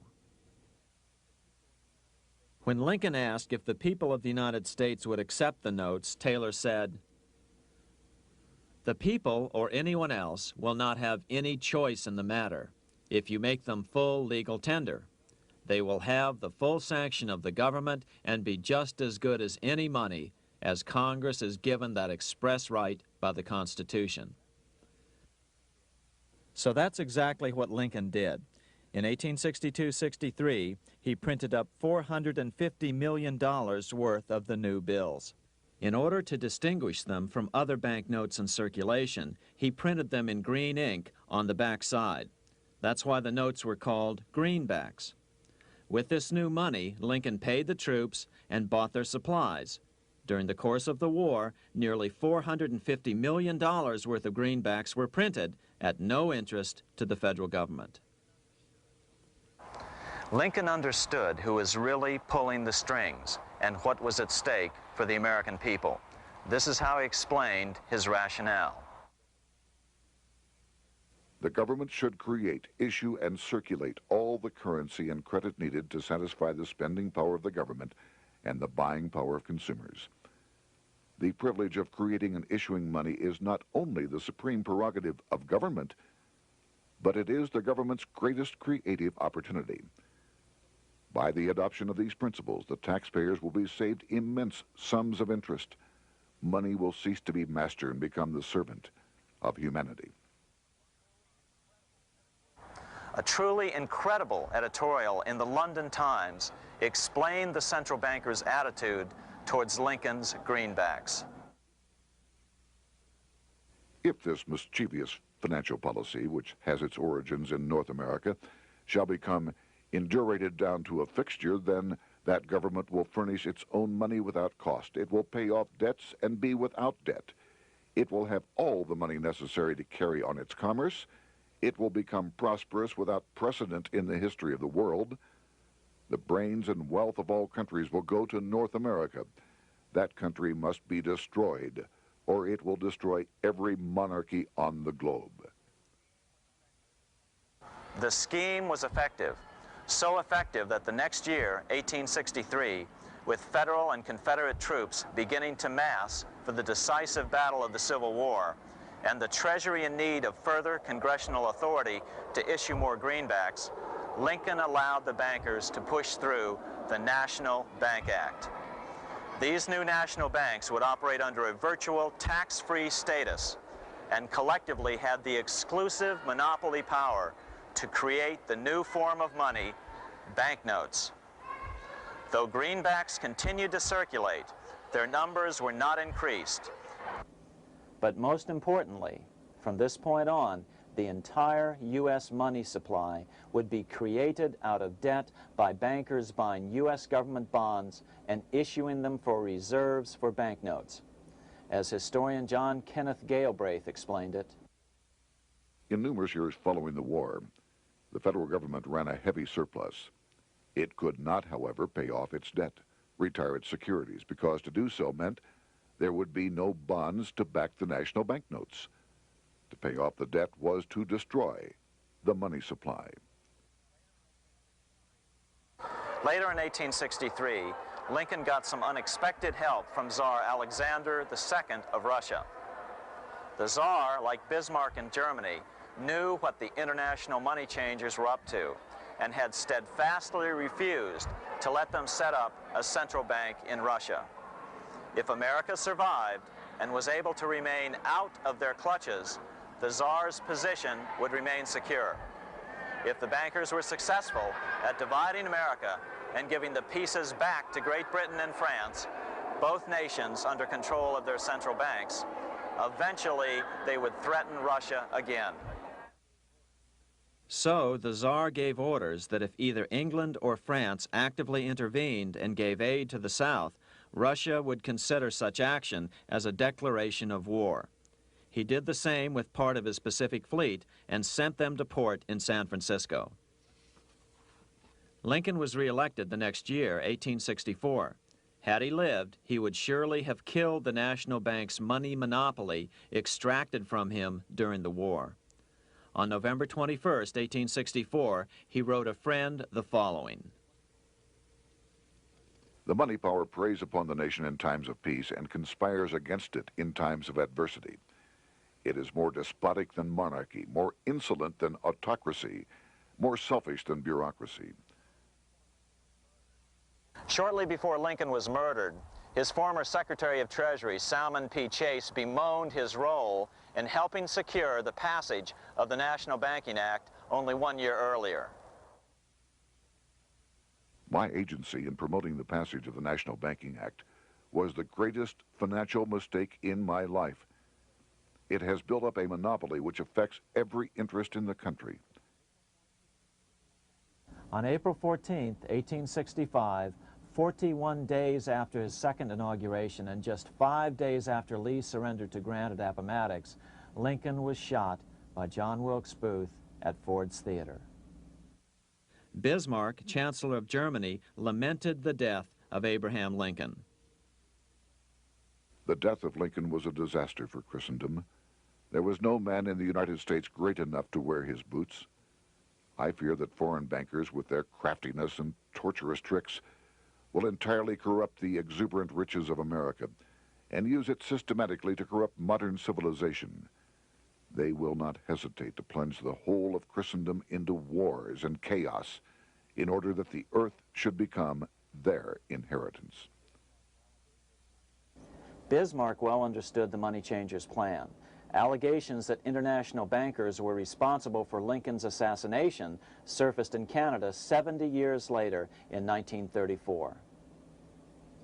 Gerald G. McGeer, a popular and well-respected Canadian attorney, revealed this stunning charge in a 5-hour speech before the Canadian House of Commons, blasting Canada's debt-based money system. Remember, it was 1934, the height of the Great Depression, which was ravaging Canada as well. McGeer had obtained evidence deleted from the public record, provided to him by Secret Service agents at the trial of John Wilkes Booth after Booth's death. McGeer said it showed that Booth was a mercenary working for the international bankers. According to an article in the Vancouver Sun of May 2nd, 1934, Abraham Lincoln, the martyred emancipator of the slaves, was assassinated through the machinations of a group representative of the international bankers who feared the United States president's national credit ambitions. There was only one group in the world at that time who had any reason to desire the death of Lincoln. They were the men opposed to his national currency program and who had fought him throughout the whole Civil War on his policy of greenback currency. Interestingly, McGeer claimed that Lincoln was assassinated not only because international bankers wanted to reestablish a central bank in America, but because they also wanted to base America's currency on gold. Gold they controlled. In other words, put America on a gold standard. Lincoln had done just the opposite by issuing U.S. notes, greenbacks, which were based purely on the good faith and credit of the United States. The article quoted McGeer as saying, "They were the men interested in the establishment of the gold standard and the right of the bankers to manage the currency and credit of every nation in the world. With Lincoln out of the way, they were able to proceed with that plan and did proceed with it in the United States. Within 8 years after Lincoln's assassination, silver was demonetized and the gold standard money system set up in the United States." Not since Lincoln has the U.S. issued debt-free United States notes.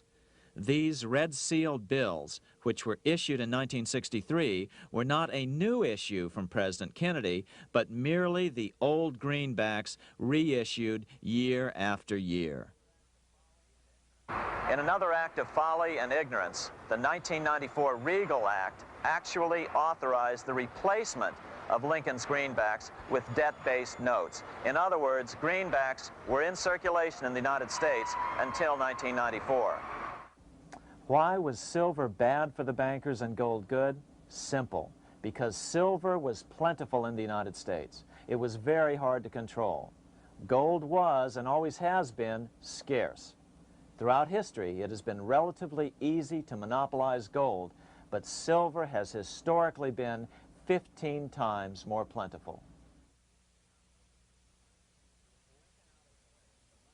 With Lincoln out of the way, the money changers' next objective was to gain complete control over America's money. This was no easy task.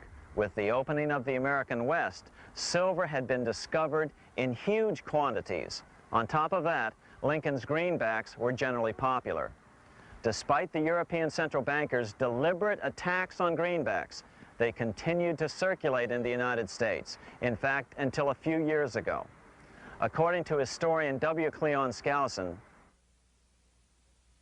right after the Civil War, there was considerable talk about reviving Lincoln's brief experiment with the constitutional monetary system. Had not the European Money Trust intervened, it would have no doubt become an established institution. It is clear that the concept of America printing her own debt-free money sent shockwaves throughout the European central banking elite. They watched with horror as Americans clamored for more greenbacks. They may have killed Lincoln, but support for his monetary ideas grew. On April 12, 1866, nearly 1 year to the day of Lincoln's assassination, Congress went to work at the bidding of the European central banking interests. It passed the Contraction Act, authorizing the Secretary of the Treasury to begin to retire some of the greenbacks in circulation and thereby contract the money supply. Authors Theodore R. Thorin and Richard F. Warner explained the results of the money contraction in their classic book on the subject, The Truth in Money Book. The hard times which occurred after the Civil War could have been avoided if the greenback legislation had continued as President Lincoln had intended. Instead, there were a series of money panics, what we call recessions, which put pressure on Congress to enact legislation to place the banking system under centralized control. Eventually, the Federal Reserve Act was passed on December 23, 1913.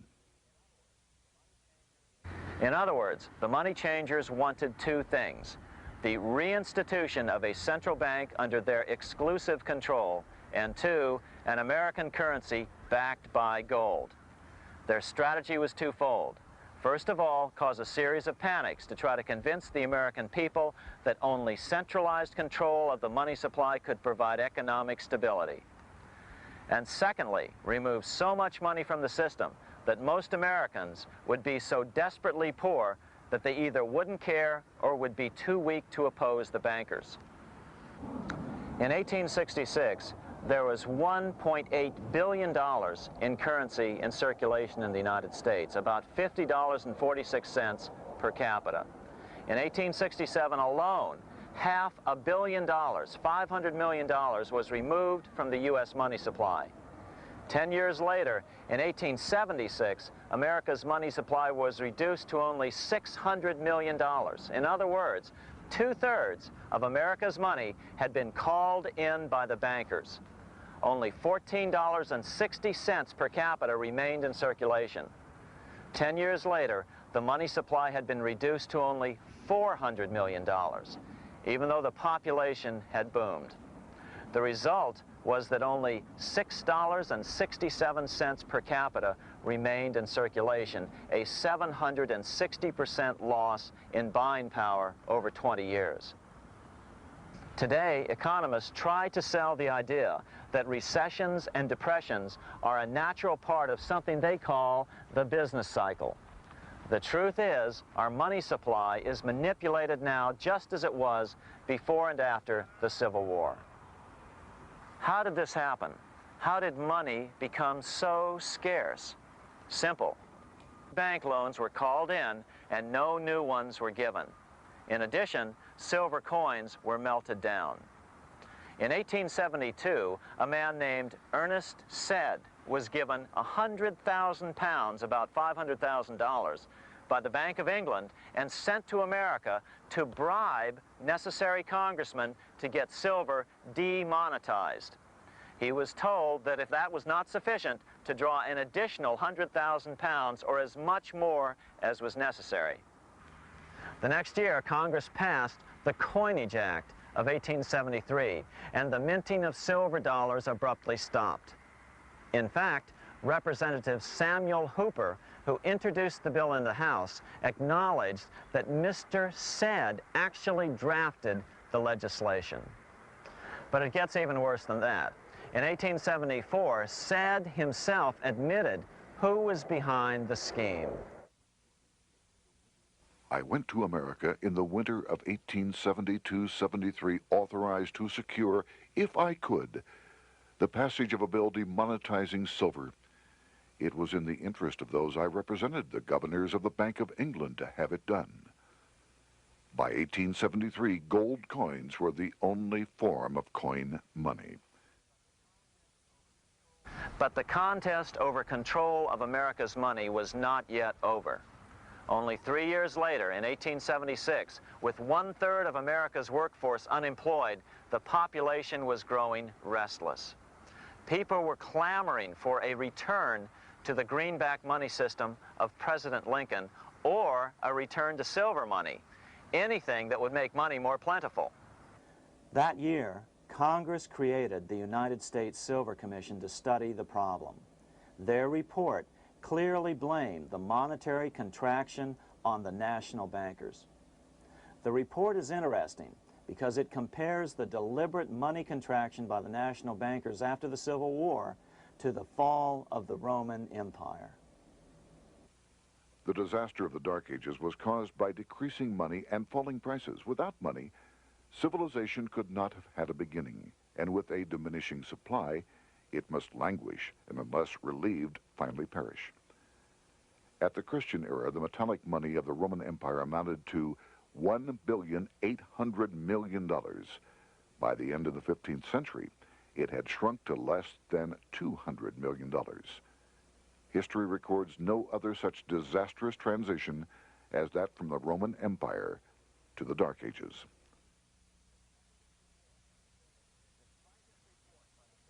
Despite this report by the Silver Commission, Congress took no action. The next year, 1877, riots broke out from Pittsburgh to Chicago. The torches of starving vandals lit up the sky. The bankers huddled to decide what to do. They decided to hang on. Now that they were back in control to a certain extent, they were not about to give it up. At the meeting of the American Bankers Association that year, they urged their membership to do everything in their power to put down the notion of a return to greenbacks. The ABA Secretary, James Buell, authored a letter to the members which blatantly called on the banks to subvert not only Congress, but the press. It is advisable to do all in your power to sustain such prominent daily and weekly newspapers, especially the agricultural and religious press, as will oppose the greenback issue of paper money, and that you will also withhold patronage from all applicants who are not willing to oppose the government issue of money. To repeal the act creating banknotes or to restore to circulation the government issue of money will be to provide the people with money and will therefore seriously affect our individual profits as bankers and lenders. See your congressman at once and engage him to support our interest that we may control legislation. As political pressure mounted in Congress for change, the press tried to turn the American people away from the truth. The New York Tribune put it this way on January 10th, 1878. "The capital of the country is organized at last, and we will see whether Congress will dare to fly in its face." But it didn't work entirely. On February 28, 1878, Congress passed the Sherman Law, allowing the minting of a limited number of silver dollars, ending the 5-year hiatus. This did not end gold backing of the currency, however, nor did it completely free silver. Previous to 1873, anyone who brought silver to the U.S. Mint could have it struck into silver dollars free of charge. No longer. But at least some money began to flow back into the economy again. With no further threat to their control, the bankers loosened up on loans, and the post-Civil War depression was finally ended. 3 years later, the American people elected Republican James Garfield president. Garfield understood how the economy was being manipulated. As a congressman, he had been chairman of the Appropriations Committee and was a member of Banking and Currency. After his inauguration, he slammed the money changers publicly in 1881. Whoever controls the volume of money in any country is absolute master of all industry and commerce. And when you realize that the entire system is very easily controlled, one way or another, by a few powerful men at the top, you will not have to be told how periods of inflation and depression originate. Unfortunately, within a few weeks of making this statement, on July 2nd of 1881, President Garfield was assassinated.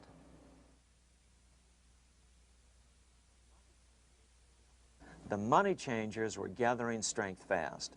They began a periodic fleecing of the flock, as they called it, by creating economic booms followed by further depressions so they could buy up thousands of homes and farms for pennies on the dollar.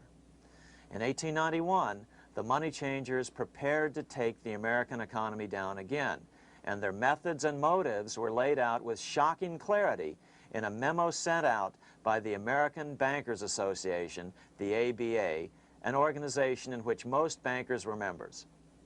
Notice that this memo called for bankers to create a depression on a certain date 3 years in the future.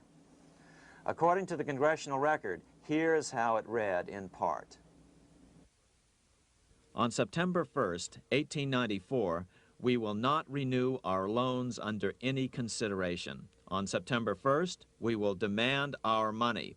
We will foreclose and become mortgagees in possession.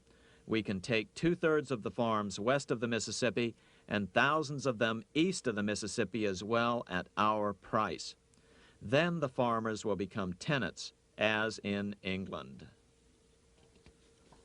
These depressions could be controlled because America was on the gold money standard. Since gold is scarce, it's one of the easiest commodities to manipulate. People wanted silver money legalized again so they could escape the stranglehold the money changers had on gold money. People wanted silver money reinstated, reversing Mr. Said's Act of 1873, by then called the Crime of '73. By 1896, the issue of more silver money had become the central issue in the presidential campaign. William Jennings Bryan, a senator from Nebraska, ran for president as a Democrat on the free silver issue. At the Democratic National Convention in Chicago, he made an emotional speech which won him the nomination entitled Crown of Thorns and Cross of Gold. Though Bryan was only 36 years old at the time, this speech is widely regarded as the most famous oration ever made before a political convention. In the dramatic conclusion, Bryan said, "We will answer their demand for a gold standard by saying to them, you shall not press down upon the brow of labor this crown of thorns. You shall not crucify mankind upon a cross of gold." The bankers lavishly supported the Republican candidate, William McKinley, who favored the gold standard. The resulting contest was amongst the most fiercely contested presidential races in American history. Bryan made over 600 speeches in 27 states.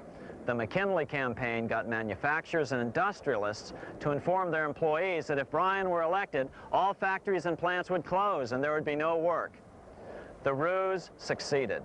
McKinley beat Bryan by a small margin. Bryan ran for president again in 1900 and in 1908, but fell short each time. During the 1912 Democratic Convention, Bryan was a powerful figure who helped Woodrow Wilson win the nomination. When Wilson became president, he appointed Bryan as Secretary of State, but Bryan soon became disenchanted with the Wilson administration. Bryan served only 2 years in the Wilson administration before resigning in 1915 over the highly suspicious sinking of the Lusitania, the event which was used to drive America into World War I.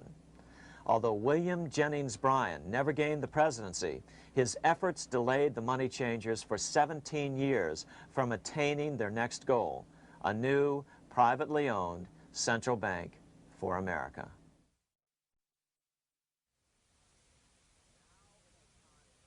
Now it was time for the money changers to get back to the business of a new private central bank for America. During the early 1900s, men like J.P. Morgan led the charge. One final panic would be necessary to focus the nation's attention on the supposed need for a central bank. The rationale was that only a central bank can prevent bank failures. Morgan was clearly the most powerful banker in America and a suspected agent for the Rothschilds. Morgan had helped finance John D. Rockefeller's Standard Oil empire. He had also helped finance the monopolies of Edward Harriman in railroads, of Andrew Carnegie in steel, and of others in numerous industries. But on top of that, J.P. Morgan's father, Junius Morgan, had been America's financial agent to the British. After his father's death, J.P. Morgan took on a British partner, Edward Grenfell, a longtime director of the Bank of England. In fact, upon Morgan's death, his estate contained only a few $1 million. The bulk of the securities most people thought he owned were, in fact, owned by others. In 1902, President Theodore Roosevelt allegedly went after Morgan and his friends by using the Sherman Antitrust Act to try to break up their industrial monopolies. Actually, Roosevelt did very little to interfere in the growing monopolization of American industry by the bankers and their surrogates. For example, Roosevelt supposedly broke up the Standard Oil monopoly, But it wasn't really broken at all. It was merely divided into 7 corporations, all still controlled by the Rockefellers. The public was aware of this thanks to political cartoonists like Thomas Nast, who referred to the bankers as the money trust. By 1907, the year after Teddy Roosevelt's re-election, Morgan decided it was time to try for a central bank again. Using their combined financial muscle, Morgan and his friends were secretly able to crash the stock market. Thousands of small banks were vastly overextended. Some had reserves of less than 1% thanks to the fractional reserve principle. Within days, bank runs were commonplace across the nation. Now Morgan stepped into the public arena and offered to prop up the faltering American economy by supporting failing banks with money he manufactured out of nothing. It was an outrageous proposal, far worse than even fractional reserve banking, but Congress let him do it. Morgan manufactured $200 million worth of this completely reserveless private money and bought things with it, paid for services with it, and sent some of it to his branch banks to lend out at interest. His plan worked. Soon, the public regained confidence in money in general and quit hoarding their currency. But as a result, banking power was further consolidated into the hands of a few large banks. By 1908, the panic was over, and Morgan was hailed as a hero by the president of Princeton University, a man by the name of Woodrow Wilson. All this trouble could be averted if we appointed a committee of 6 or 7 public-spirited men like J.P. Morgan to handle the affairs of our country. Economics textbooks would later explain that the creation of the Federal Reserve System was the direct result of the panic of 1907. Quote, "With its alarming epidemic of bank failures, the country was fed up once and for all with the anarchy of unstable private banking," close quote. But Minnesota Congressman Charles A. Lindbergh Sr., the father of the famous aviator Lucky Lindy, later explained that the panic of 1907 was really just a scam. Those not favorable to the money trust could be squeezed out of business and the people frightened into demanding changes in the banking and currency laws which the money trust would frame.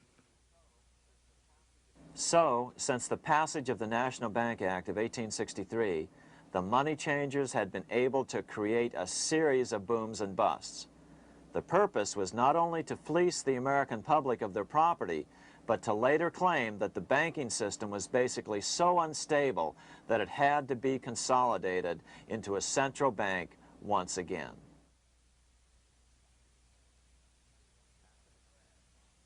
After the crash, Teddy Roosevelt, in response to the panic of 1907, signed into law a bill creating something called the National Monetary Commission. The commission was to study the banking problem and make recommendations to Congress. Of course, the commission was packed with Morgan's friends and cronies. The chairman was a man named Senator Nelson Aldrich from Rhode Island. Aldrich represented the Newport, Rhode Island homes of America's richest banking families.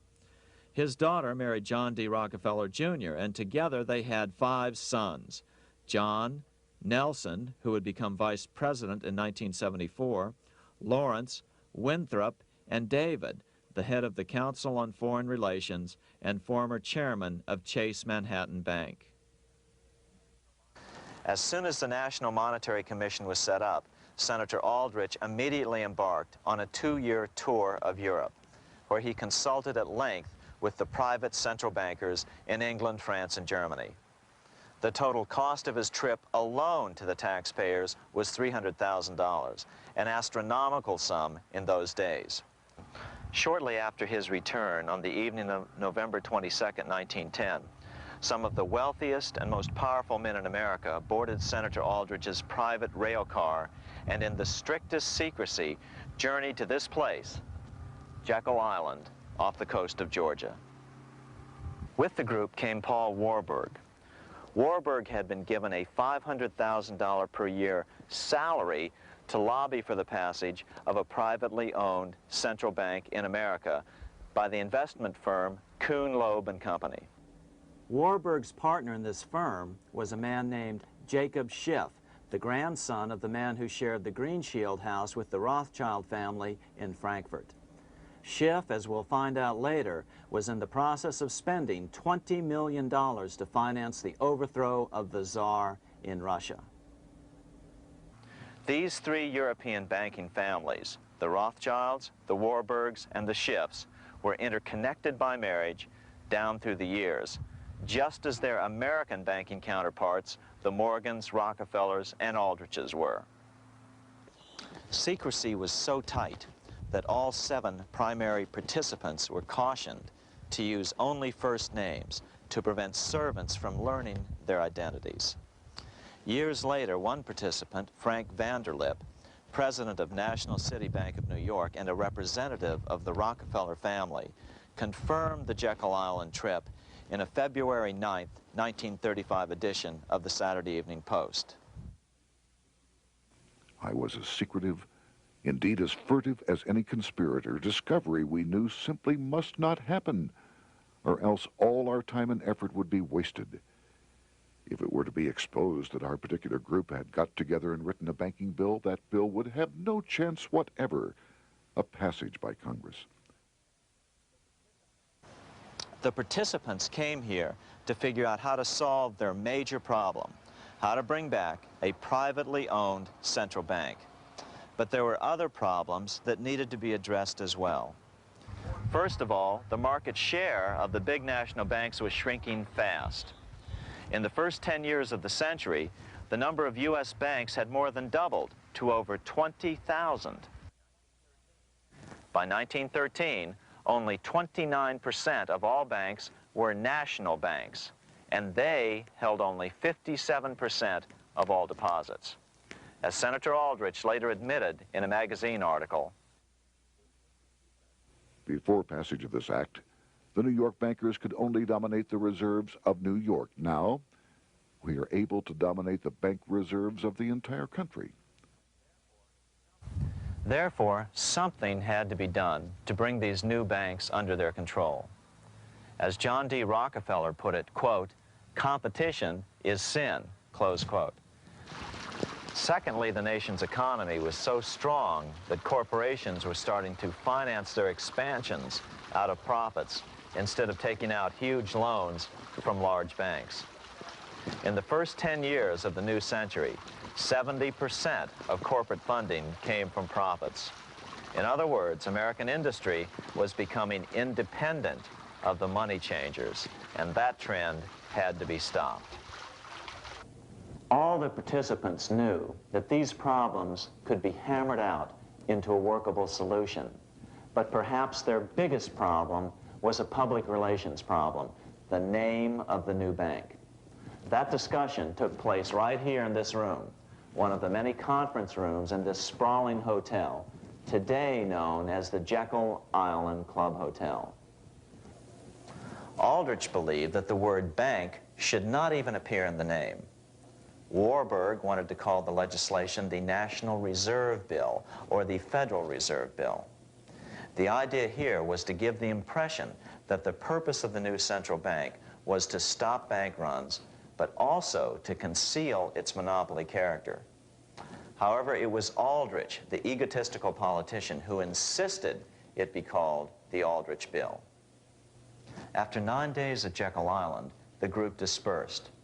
The new central bank would be very similar to the old Bank of the United States. It would be given a monopoly over U.S. currency and create that money out of nothing. How does the Fed create money out of nothing? It's a four-step process. But first, a word on bonds. Bonds are simply promises to pay, or government IOUs. People buy bonds to get a secure rate of interest. At the end of the term of the bond, the government repays the bond plus interest, and the bond is destroyed. There are about $3.6 trillion worth of these loans or bonds at present. Now here's the Fed money-making process. Step 1. The Federal Open Market Committee approves the purchase of U.S. bonds on the open market. Step 2.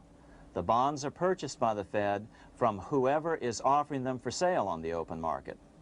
Step 3, the Fed pays for the bonds with electronic credits to the seller's bank, which in turn credits the seller's bank account. The trick is that these credits are based on nothing. The Fed just creates them. Step 4, the banks use these deposits as reserves. They can loan out over 10 times the amount of their reserves to new borrowers, all at interest. In this way, a Fed purchase of, say, $1 million worth of bonds gets turned into over $10 million in bank accounts. The Fed, in effect, creates 10% of this totally new money, and the banks create the other 90%. To reduce the amount of money in the economy, the process is just reversed. The Fed sells bonds to the public, and the money flows out of the purchaser's local bank. Loans must be reduced by 10 times the amount of the sale. So, a Fed sale of $1 million in bonds results in $10 million less money in the economy. So how does this benefit the bankers whose representatives huddled at Jekyll Island? First, it totally misdirected banking reform efforts from proper solutions. Second, it prevented a proper debt-free system of government finance, like Lincoln's greenbacks, from making a comeback. The bond-based system of government finance forced on Lincoln after he created greenbacks was now cast in stone.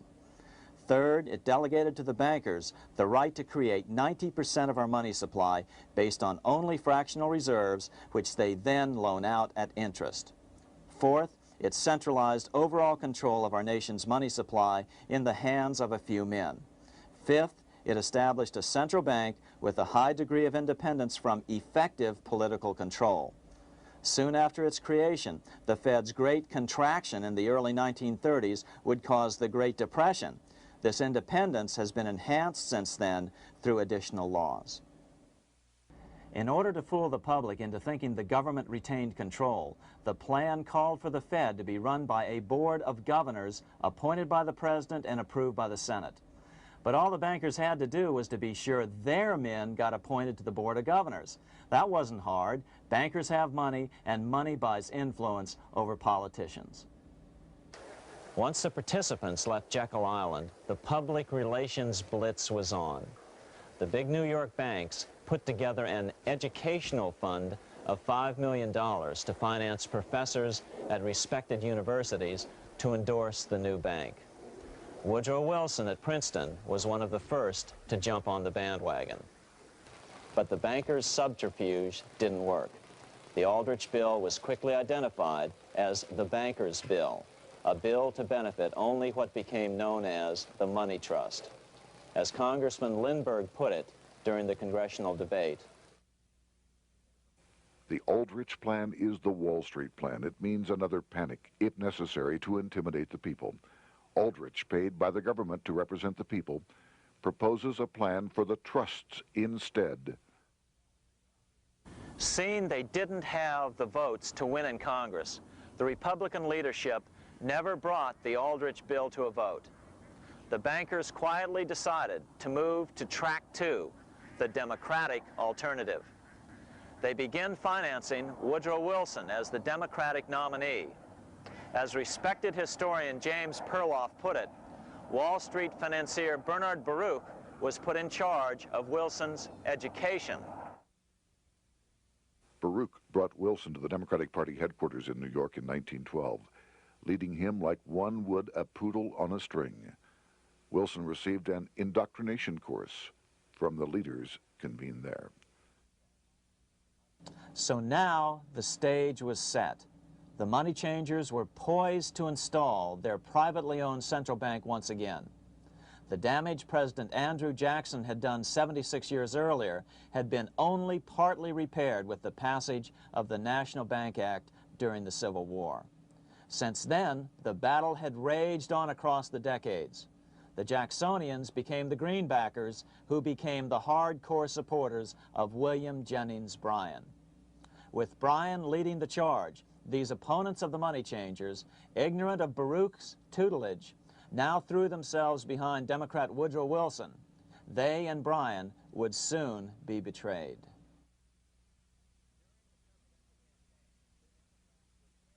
During the presidential campaign, the Democrats were careful to pretend to oppose the Aldrich bill.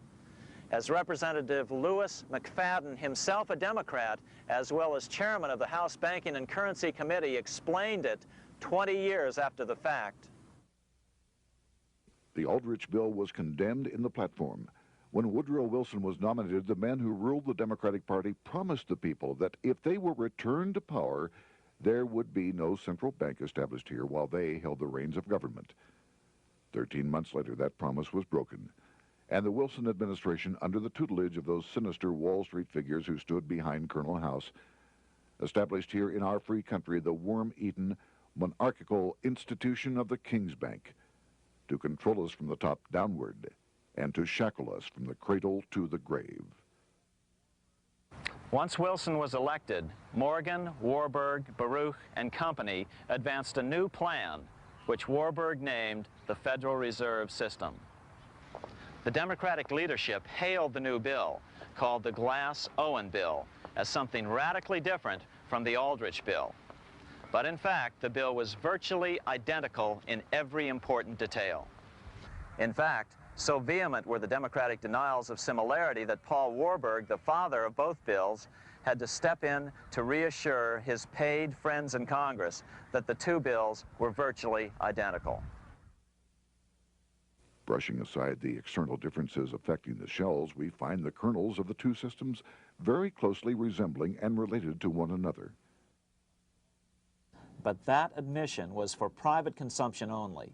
Publicly, the money trust trotted out Senator Aldrich and Frank Vanderlip, the president of Rockefeller's National City Bank of New York and one of the Jekyll Island Seven, to oppose the new Federal Reserve System. Years later, however, Vanderlip admitted in the Saturday Evening Post that the two measures were virtually identical. Although the Aldrich Federal Reserve Plan was defeated when it bore the name Aldrich, nevertheless, its essential points were all contained in the plan that finally was adopted. As Congress neared a vote, they called Ohio attorney Alfred Crozier to testify. Crozier noted the similarities between the Aldrich bill and the Glass-Owen bill. The bill grants just what Wall Street and the big banks for 25 years have been striving for: private instead of public control of currency. It, the Glass-Owen bill, does this as completely as the Aldrich bill. Both measures rob the government and the people of all effective control over the public's money and vest in the banks exclusively the dangerous power to make money among the people scarce or plenty. During the debate on the measure, senators complained that the big banks were using their financial muscle to influence the outcome. "There are bankers in this country who are enemies of the public welfare," said one senator. What an understatement. Despite the charges of deceit and corruption, the bill was finally snuck through the Senate on December 22, 1913, after most senators had left town for the holidays, after having been assured by the leadership that nothing would be done until long after the Christmas recess. On the day the bill was passed, Congressman Lindbergh prophetically warned his countrymen that this act establishes the most gigantic trust on earth. When the president signs this bill, the invisible government by the monetary power will be legalized. The people may not know it immediately, but the day of reckoning is only a few years removed. The worst legislative crime of the ages is perpetrated by this banking bill. On top of all this, only weeks earlier, Congress had finally passed a bill legalizing income tax. Why was the income tax law important? Because bankers finally had in place a system which would run up a virtually unlimited federal debt. How would the interest on this debt be repaid? Never mind the principal. Remember, a privately owned central bank creates the principal out of nothing. The federal government was small then. Up to then, it had subsisted merely on tariffs and excise taxes. No, just as with the Bank of England, the interest payments had to be guaranteed by direct taxation of the people. The money changers knew that if they had to rely on contributions from the states, eventually the individual state legislatures would revolt and either refuse to pay the interest on their own money or at least bring political pressure to bear to keep the debt small. It is interesting to note that in 1895, the Supreme Court had found a similar income tax law to be unconstitutional. The Supreme Court even found a corporate income tax law unconstitutional in 1909. As a result, Senator Aldrich hustled a bill for a constitutional amendment allowing income tax through the Congress. The proposed 16th Amendment to the Constitution was then sent to the state legislatures for approval. But some critics claim that the 16th Amendment was never ratified by the necessary 3/4 of the states. In other words, the 16th Amendment may not be legal. But the money changers were in no mood to debate the fine points. By October of 1913, Senator Aldrich had hustled the income tax bill through Congress. Without the power to tax the people directly and bypass the states, the Federal Reserve Bill would be far less useful to those who wanted to drive America deeply into their debt. A year after the passage of the Federal Reserve Bill, Congressman Lindbergh explained how the Fed created what we have come to call the business cycle and how they use it to their advantage. To cause high prices, all the Federal Reserve Board will do will be to lower the rediscount rate, producing an expansion of credit and a rising stock market. Then, when businessmen are adjusted to these conditions, it can check prosperity in mid-career by arbitrarily raising the rate of interest. It can cause the pendulum of a rising and falling market to swing gently back and forth by slight changes in the discount rate, or cause violent fluctuations by a greater rate variation. And in either case, it will possess inside information as to financial conditions and advanced knowledge of the coming change, either up or down. This is the strangest, most dangerous advantage ever placed in the hands of a special privileged class by any government that ever existed. The system is private, conducted for the sole purpose of obtaining the greatest possible profits from the use of other people's money. They know in advance when to create panics to their advantage. They also know when to stop panic. Inflation and deflation work equally well for them when they control finance. Congressman Lindbergh was correct on all points. What he didn't realize was that most European nations had already fallen prey to the central bankers decades or centuries earlier. But he also mentions the interesting fact that only 1 year later, the Fed had cornered the market in gold. This is how he put it, quote, "Already, the Federal Reserve banks have cornered the gold and gold certificates," close quote. But Congressman Lindbergh was not the only critic of the Fed. Congressman Lewis McFadden, the chairman of the House Banking and Currency Committee from 1920 to 1931, remarked that the Federal Reserve Act brought about a superstate controlled by international bankers and international industrialists acting together to enslave the world for their own pleasure. Notice how McFadden saw the international character of the stockholders of the Federal Reserve. Another chairman of the House Banking and Currency Committee in the 1960s, Wright Patman from Texas, put it this way. In the United States today, we have in effect two governments. We have the duly constituted government, then we have an independent, uncontrolled, and uncoordinated government in the Federal Reserve System, operating the money powers which are reserved to Congress by the Constitution. Even the inventor of the electric light, Thomas Edison, joined the fray in criticizing the system of the Federal Reserve. If our nation can issue a dollar bond, it can issue a dollar bill. The element that makes the bond good makes the bill good also. The difference between the bond and the bill is the bond lets money brokers collect twice the amount of the bond and an additional 20%, whereas the currency pays nobody but those who contribute directly in some useful way. It is absurd to say that our country can issue $30 million in bonds and not $30 million in currency. Both are promises to pay, but one promise fattens the usurers, and the other helps the people. 3 years after the passage of the Federal Reserve Act, even President Wilson began to have second thoughts about what had been unleashed during his first term in office. We have come to be one of the worst ruled, one of the most completely controlled governments in the civilized world, no longer a government of free opinion, no longer a government by a vote of the majority, but a government by the opinion and duress of a small group of dominant men. Some of the biggest men in the United States in the field of commerce and manufacture are afraid of something. They know that there is a power somewhere so organized, so subtle, so watchful, so interlocked, so complete, so pervasive, that they had better not speak above their breath when they speak in condemnation of it. Before his death in 1924, President Wilson realized the full extent of the damage he had done to America when he confessed, "I have unwittingly ruined my government."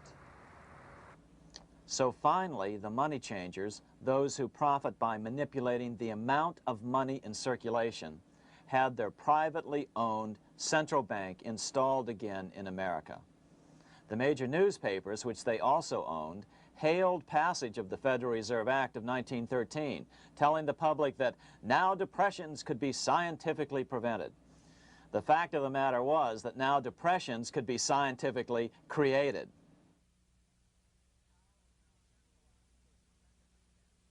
Power was now centralized to a tremendous extent. Now it was time for a war, a really big war. In fact, the First World War. Of course, to the central bankers, the political issues of war don't matter nearly as much as the profit potential, and nothing creates debts like warfare. England was the best example at that time. During the 119-year period between the founding of the Bank of England and Napoleon's defeat at Waterloo, England had been at war for 56 years, and much of the remaining time she'd been preparing for war. In World War I, the German Rothschilds loaned money to the Germans, the British Rothschilds loaned money to the British, and the French Rothschilds loaned money to the French.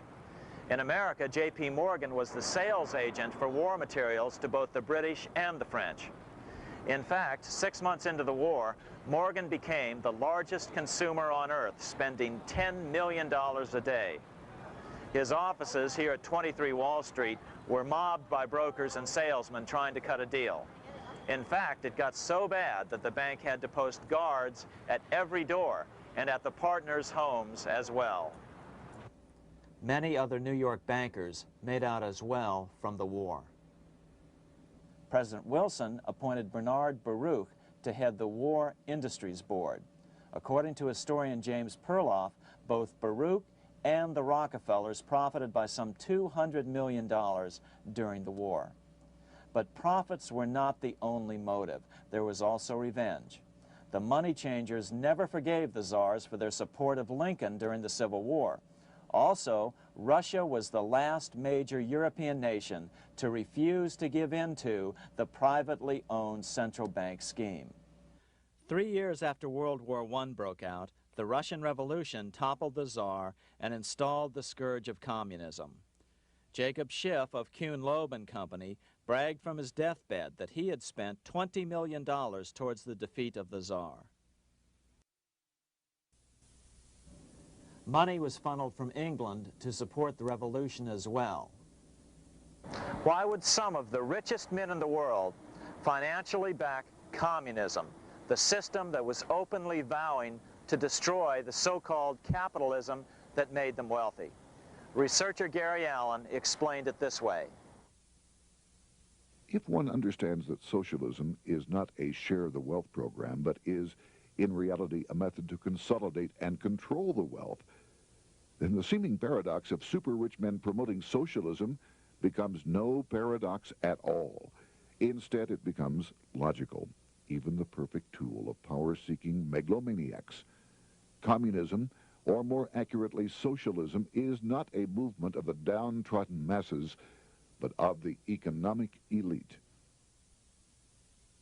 As W. Cleon Skousen put it, In his 1970 book, The Naked Capitalist, Power from any source tends to create an appetite for additional power. It was almost inevitable that the super-rich would one day aspire to control not only their own wealth, but the wealth of the whole world. To achieve this, they were perfectly willing to feed the ambitions of the power-hungry political conspirators who were committed to the overthrow of all existing governments and the establishments of a central worldwide dictatorship. but what if these revolutionaries get out of control and try to seize power from the super-rich? After all, it was Mao Zedong who in 1938 stated his position concerning power. Political power grows out of the barrel of a gun. The Wall Street, London axis elected to take the risk. The master planners attempted to control revolutionary communist groups by feeding them vast quantities of money when they obeyed and contracting their money supply or even financing their opposition if they got out of control. Lenin began to understand that although he was the absolute dictator of the new Soviet Union, he was not pulling the financial strings. Someone else was silently in control. The state does not function as we desired. The car does not obey. A man is at the wheel and seems to lead it, but the car does not drive in the desired direction. It moves as another force wishes.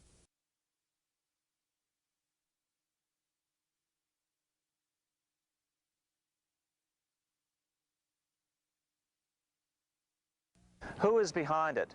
Representative Louis T. McFadden, the chairman of the House Banking and Currency Committee throughout the 1920s and into the Great Depression years of the 1930s, explained it this way. The course of Russian history has indeed been greatly affected by the operations of international bankers. The Soviet government has been given United States Treasury funds by the Federal Reserve Board, acting through the Chase Bank. England has drawn money from us through the Federal Reserve banks and has relent it at high rates of interest to the Soviet government. The Dnipro Dam was built with funds unlawfully taken from the United States Treasury by the corrupt and dishonest Federal Reserve Board and the Federal Reserve banks. In other words, the Fed and the Bank of England, at the behest of the international bankers who controlled them, were creating a monster, one which would fuel 7 decades of unprecedented communist revolution, warfare, and most importantly, debt. In case you think there's some chance that the money changers got communism going and then lost control, in 1992, the Washington Times reported that Russian President Boris Yeltsin was upset that most of the incoming foreign aid was being siphoned off, quote, straight back into the coffers of Western banks in debt service, close quote. No one in his right mind would claim that a war as large as World War I had a single cause. Wars are complex things with many causative factors. But on the other hand, it would also be equally foolish to ignore as a prime cause of World War I those who would profit the most from the war. The role of the money changers is no wild conspiracy theory. They had a motive, a short-ranged, self-serving motive, as well as a long-range political motive of advancing totalitarian governments, with the money changers maintaining the financial clout to control whatever politician might emerge as the leader. Next, we'll see what the money changers' ultimate political goal is for the world.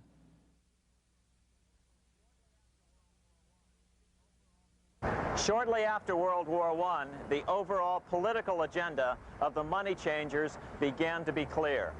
Now that they controlled national economies individually, the next step was the ultimate form of consolidation, world government. The new world government proposal was given top priority at the Paris Peace Conference after World War I. It was called the League of Nations, but much to the surprise of Paul Warburg and Bernard Baruch, who attended the peace conference with President Wilson, the world was not yet ready to dissolve national boundaries. Nationalism still beats strong in the human breast. For example, Lord Curzon, the British Foreign Secretary, called the League of Nations a good joke, even though it was the stated policy of the British government to support it. To the humiliation of President Wilson, the U.S. Congress wouldn't ratify the League either, despite the fact that it had been ratified by many other nations. Without money flowing from the U.S. Treasury, the League died. After World War I, the American public had grown tired of the internationalist policies of Democrat Woodrow Wilson. In the presidential election of 1920, Republican Warren Harding won a landslide victory with over 60% of the vote. Harding was an ardent foe of both Bolshevism and the League of Nations. His election, which opened a 12-year run of Republican presidents in the White House, led to an unprecedented era of prosperity known as the Roaring Twenties. Despite the fact that the war had brought America a debt 10 times larger than its Civil War debt, still the American economy surged. Gold had poured into the country during the war, and it continued to do so afterwards. In the early 1920s, the governor of this bank, the Federal Reserve Bank of New York, a man named Benjamin Strong, met frequently with the secretive and eccentric governor of the Bank of England, Montague Norman. Norman was determined to replace the gold England had lost to the U.S. during World War I and return the Bank of England to its former position of dominance in world finance. On top of that, rich with gold, the American economy might get out of control again, just like it had done after the Civil War. During the next 8 years, under the presidencies of Harding and Coolidge, the huge federal debt built up during World War I was cut by 38%, down to $16 billion, the greatest percentage drop in U.S. history. During the election of 1920, Warren Harding and Calvin Coolidge ran against James Cox, the governor of Ohio, and the little-known Franklin D. Roosevelt, who had previously risen to no higher post than President Wilson's Assistant Secretary of the Navy. After his inauguration, Harding moved quickly to formally kill the League of Nations. Then he quickly moved to reduce domestic taxes while raising tariffs to record heights. Now, this was a revenue policy of which most of the founding fathers would certainly have approved. His second year in office, Harding took ill on a train trip in the West and suddenly died. Although no autopsy was performed, the cause was said to be either pneumonia or food poisoning. When Coolidge took over, he continued Harding's domestic economic policy of high tariffs on imports while cutting income taxes. As a result, the economy grew at such a rate that net revenue still increased. Now that had to be stopped. So just as they'd done so frequently before, the money changers decided it was time to crash the American economy. The Federal Reserve began flooding the country with money. They increased the money supply by 62% during these years. Money was plentiful. This is why it was known as the Roaring Twenties. Before his death in 1919, former President Teddy Roosevelt warned the American people what was going on. As reported in the March 27, 1922 edition of the New York Times, Roosevelt said, "These international bankers and Rockefeller Standard Oil interests control the majority of newspapers and the columns of these papers to club into submission or drive out of public office officials who refuse to do the bidding of the powerful, corrupt cliques which compose the invisible government." Just one day before, in the New York Times, the mayor of New York, John Hylan, quoted Roosevelt and blasted those he saw as taking control of America, its political machinery, and its press.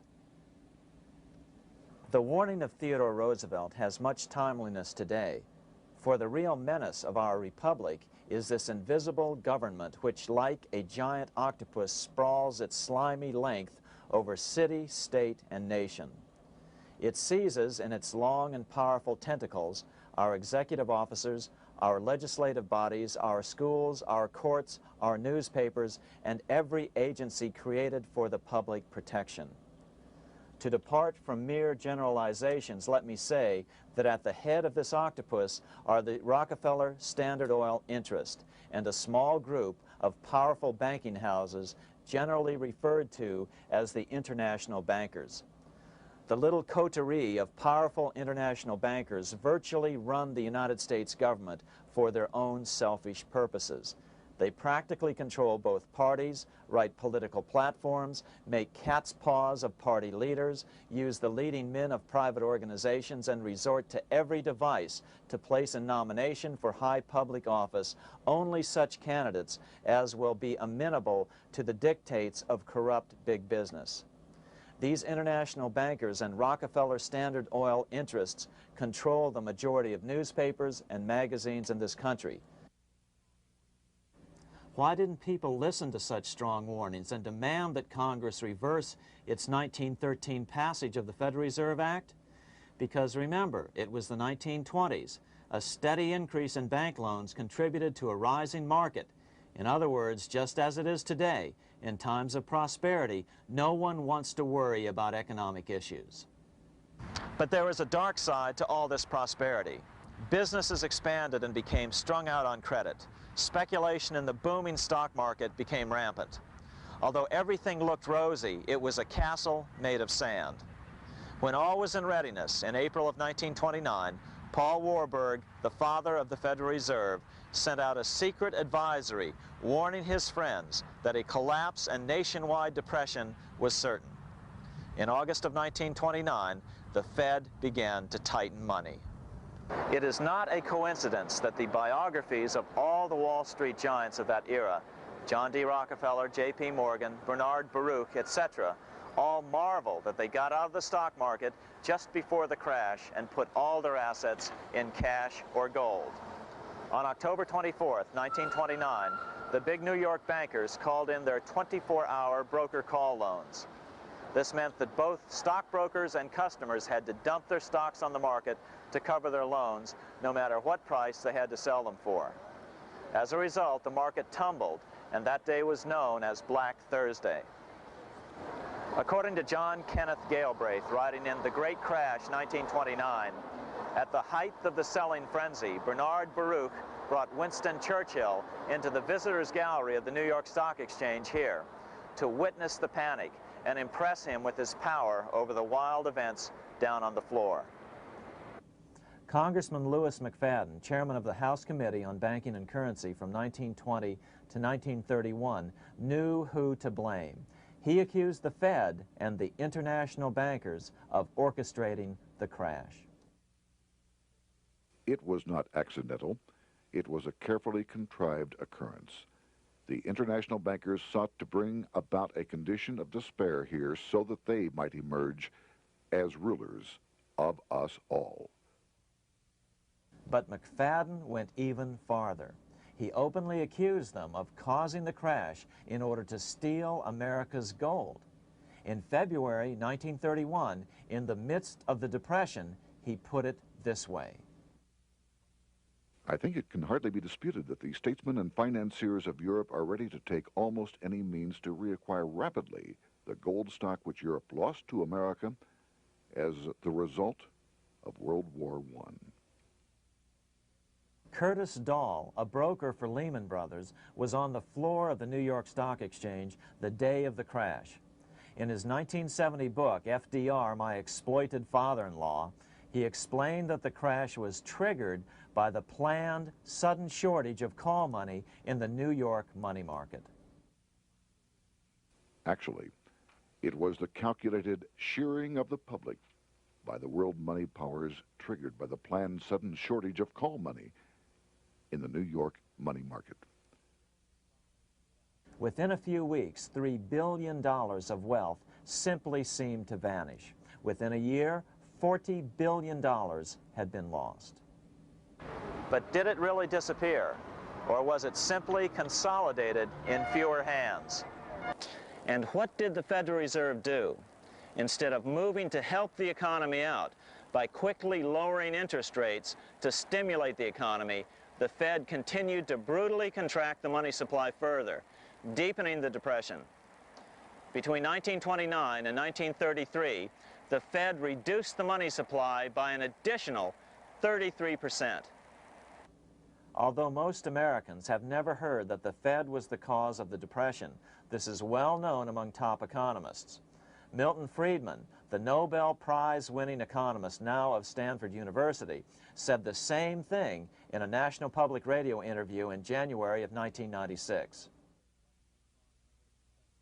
The Federal Reserve definitely caused the Great Depression by contracting the amount of currency in circulation by 1/3 from 1929 to 1933. But the money lost by most Americans during the Depression didn't just vanish.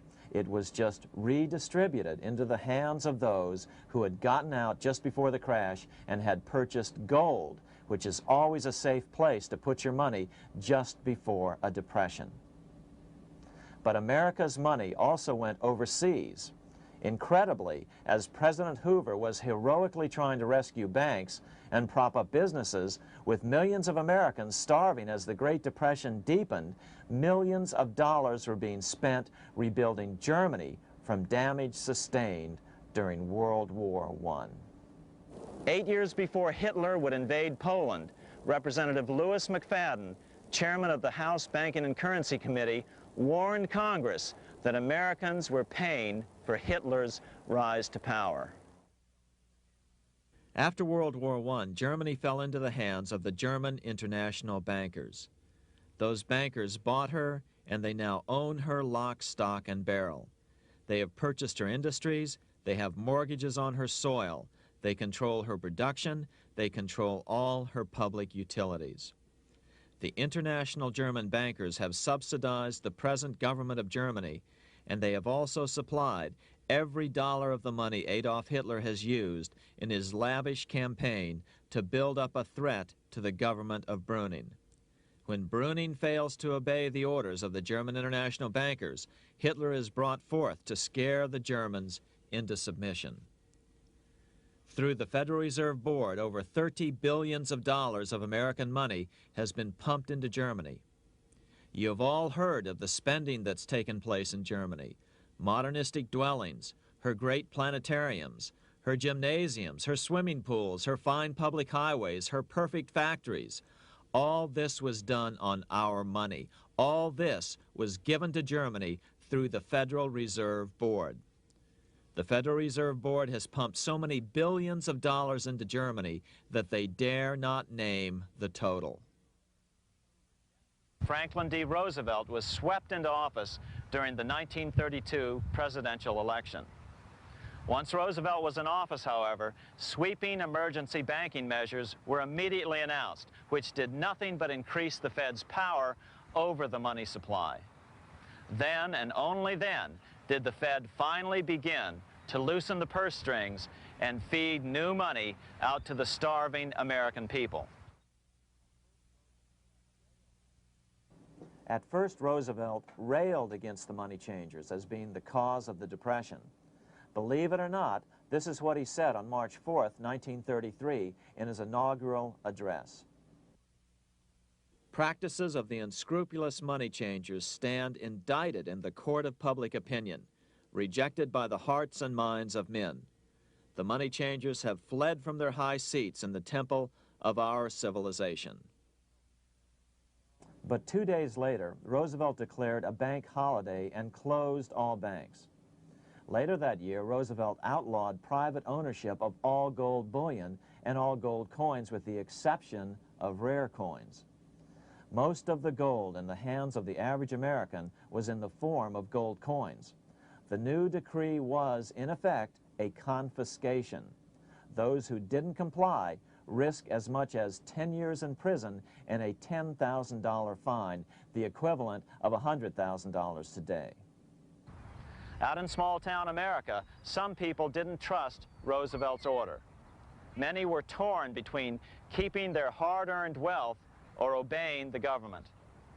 Those who did turn in their gold were paid the official price for it, $20.66 per ounce. So unpopular was the confiscation order that no one anywhere in government would take credit for authoring it. No congressman claimed it. At the signing ceremony, President Roosevelt made it clear to all present that he was not the author of it and publicly stated that he had not ever read it. Even his Secretary of the Treasury said he'd never read it either, saying it was, quote, what the experts wanted. Roosevelt convinced the public to give up their gold by saying that pooling the nation's resources was necessary to get America out of the Depression. With great fanfare, he ordered a new bullion depository built to hold the mountain of gold the U.S. government was illegally confiscating. By 1936, the U.S. bullion depository at Fort Knox was completed, and in January 1937, the gold began to flow into it. The rip-off of the ages was about to proceed. In 1935, once the gold had all been turned in, the official price of gold was suddenly raised to $35 per ounce. But the catch was, only foreigners could sell their gold at the new higher price. The money changers who had heeded Warburg's note and gotten out of the stock market just before the crash and bought gold at $20.66 per ounce, then shipped it to London, could now bring it back and sell it back to the government, nearly doubling their money while the average American starved. The Fort Knox Bullion Depository sits here in the middle of the Fort Knox Military Reservation, 30 miles southwest of Louisville, Kentucky. This was as close as we were permitted to get to the depository despite years of letters from members of Congress to allow our film crew inside. The 4-acre grounds immediately surrounding the building are guarded by an electrified steel fence, an open moat, and 4 machine-gun-armed guard pillboxes at the structure's corners. When the gold began arriving on January 13, 1937, there was unprecedented security. Thousands of official guests watched the arrival of a 9-car train from Philadelphia, guarded by armed soldiers, postal inspectors, Secret Servicemen, and guards from the U.S. Mint. It was all great theater. America's gold supply from across the land had been pooled, supposedly for the public benefit, and then safely tucked into Fort Knox. But all that security would soon be breached by the government itself. Now the stage was set for a really big war, one which would pile up debt far beyond that of World War I. For example, in 1944 alone, the U.S. national income was only $183 billion, yet $103 billion was spent on the war. This was 30 times the spending rate during World War I. In fact, the American taxpayer picked up 55% of the total Allied cost of the war. But equally important, virtually every nation involved in World War II greatly multiplied their debt. In the U.S., for example, federal debt went from $43 billion in 1940 up to $257 billion in 1950, an increase of 598%. Between 1940 and 1950, Japanese debt swelled 1,348%. French debt grew 583%, and Canadian debt soared 417%. After the war, the world was now divided into 2 economic camps: communist command economies on the one hand versus monopoly capitalists on the other, set to fight it out in one perpetual and highly profitable arms race. It was finally time for the central bankers to embark in earnest on their 3-step plan to centralize the economic systems of the entire world and finally bring about their global government or New World Order. The phases of this plan were: Step 1, central bank domination of national economies worldwide. Step 2, centralize regional economies through organizations such as the European Monetary Union and regional trade unions such as NAFTA. Step 3, centralize the world economy through a world central bank, a world money, and ending national independence through abolition of all tariffs by treaties like GATT. Step 1 was completed long ago. Steps 2 and 3 are far advanced, nearing completion. What about gold? Among central banks, the largest holder of gold is now the IMF.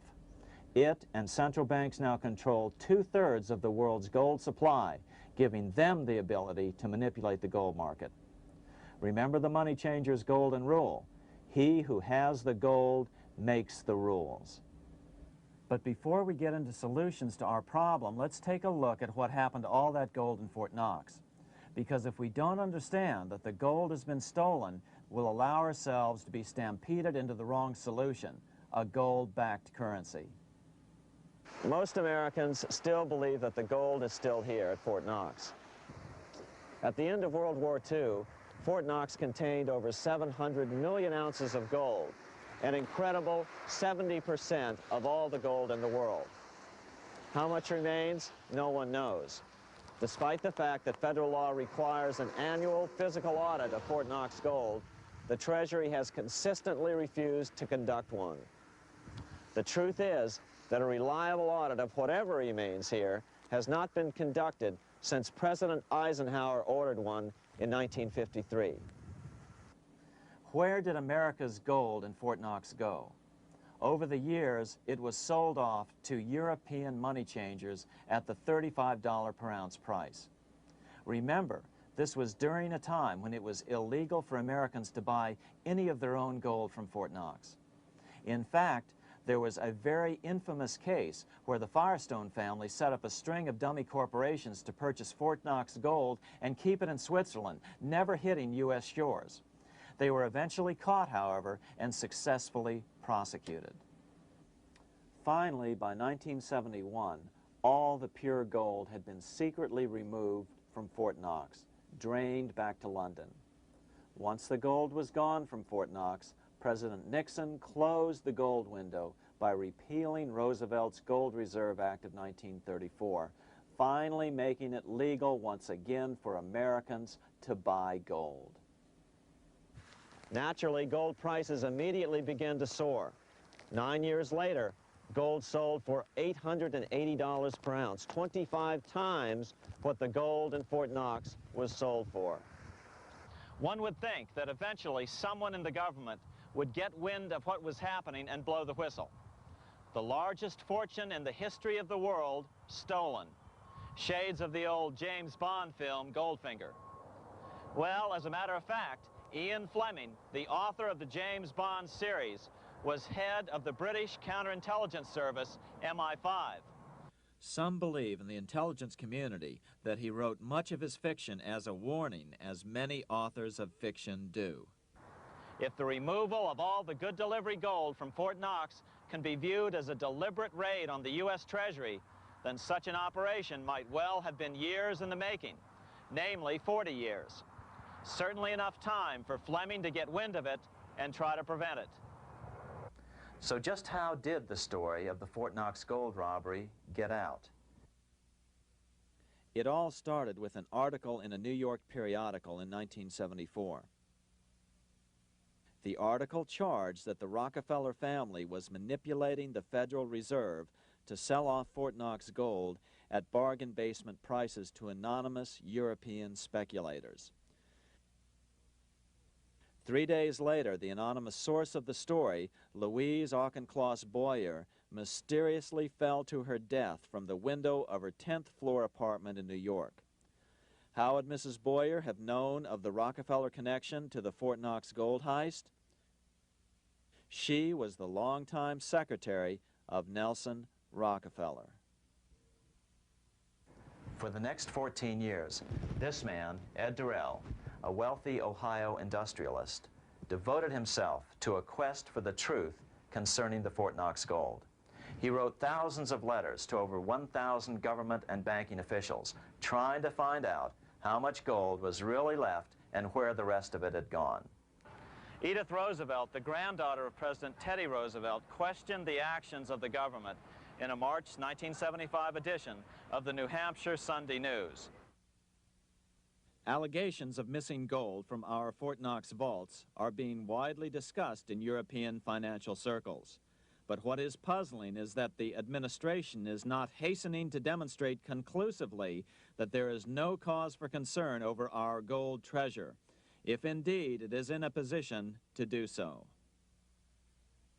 Unfortunately, Ed Durrell never did accomplish his primary goal, a full audit of the gold reserves in Fort Knox. It's incredible that the world's greatest treasure has had little accounting or auditing. This gold belonged to the American people, not the Federal Reserve and their foreign owners. One thing is certain, the government could blow all of this speculation away in a few days with a well-publicized audit under the searing lights of media cameras. It has chosen not to do so. One must conclude that they are afraid of the truth such an audit would reveal. What is the government so afraid of? Here's the answer. When President Ronald Reagan took office in 1981, his conservative friends urged him to study the feasibility of returning to a gold standard as the only way to curb government spending. It sounded like a reasonable alternative, so President Reagan appointed a group of men called the Gold Commission to study the situation and report back to Congress. What Reagan's Gold Commission reported back to Congress in 1982 was the following shocking revelation concerning gold. The U.S. Treasury owned no gold at all. All the gold that was left in Fort Knox was now owned by the Federal Reserve, a group of private bankers, as collateral against the national debt. The truth of the matter is that never before has so much money been stolen from the hands of the general public and put into the hands of a small group of private investors, the money changers.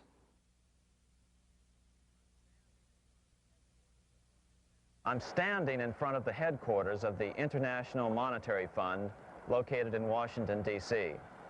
Across the street, right over there, is the headquarters of the World Bank. What are these organizations and who controls them? And most importantly, are they about to create a huge worldwide depression? Let us step back in time for a moment to the aftermath of World War I. People were tired of war, so under the guise of peacemaking, the international bankers devised a plan to consolidate power even further. Claiming only an international government would stem the tide of world wars, the money changers pushed forward a proposal for world government which stood on three legs.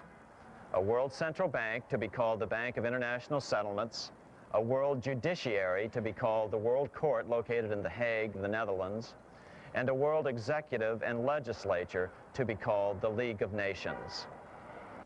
As President Clinton's mentor, Georgetown historian Carroll Quigley wrote in his 1966 book, Tragedy and Hope,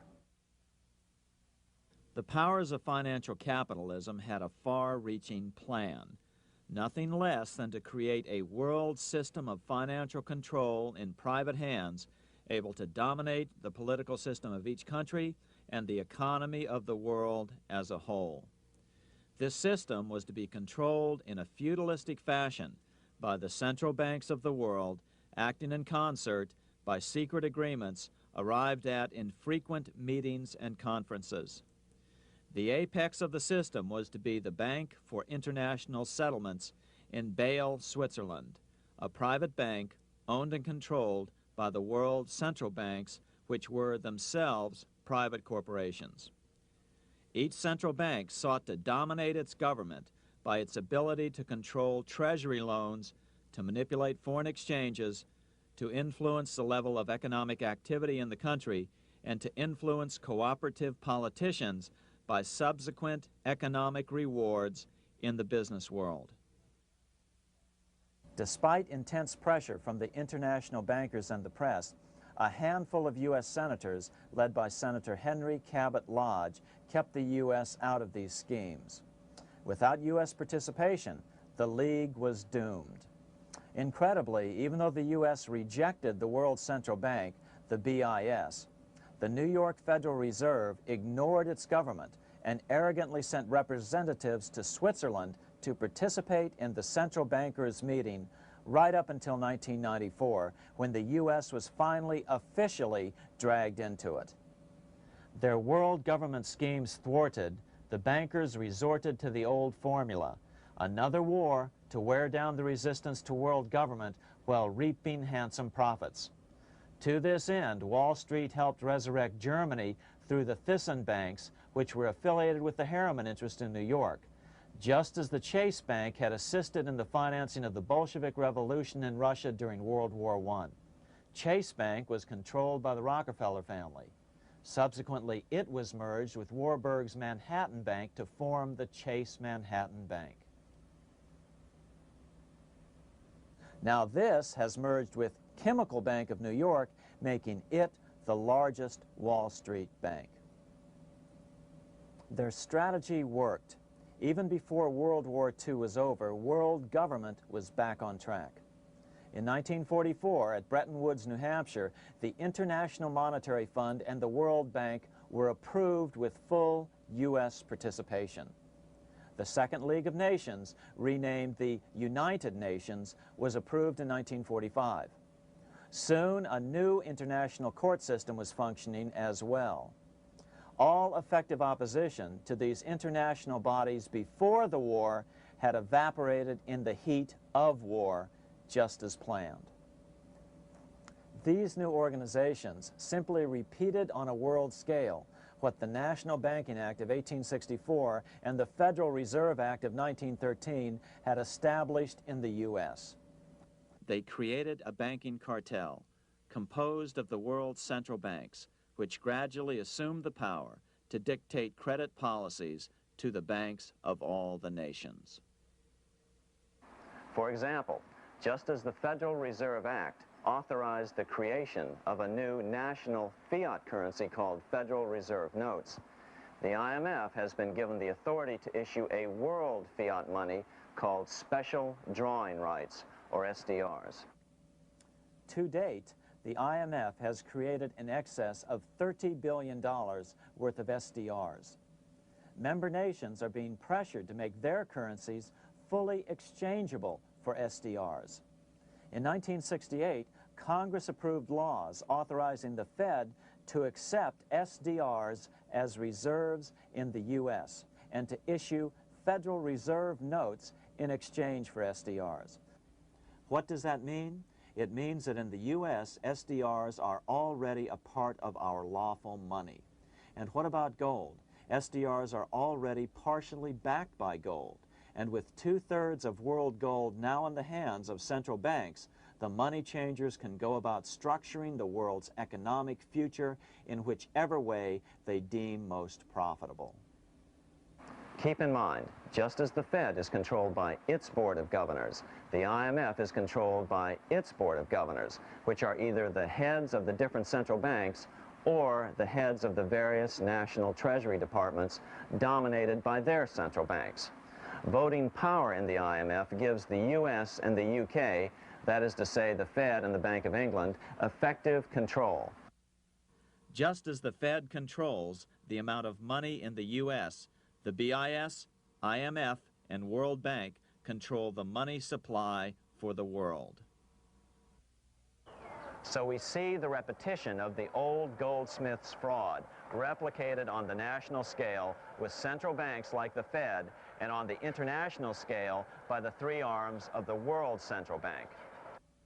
Is this organization of the BIS, the IMF, and the World Bank, which we refer to collectively as the World Central Bank, presently expanding and contracting world credit? Yes.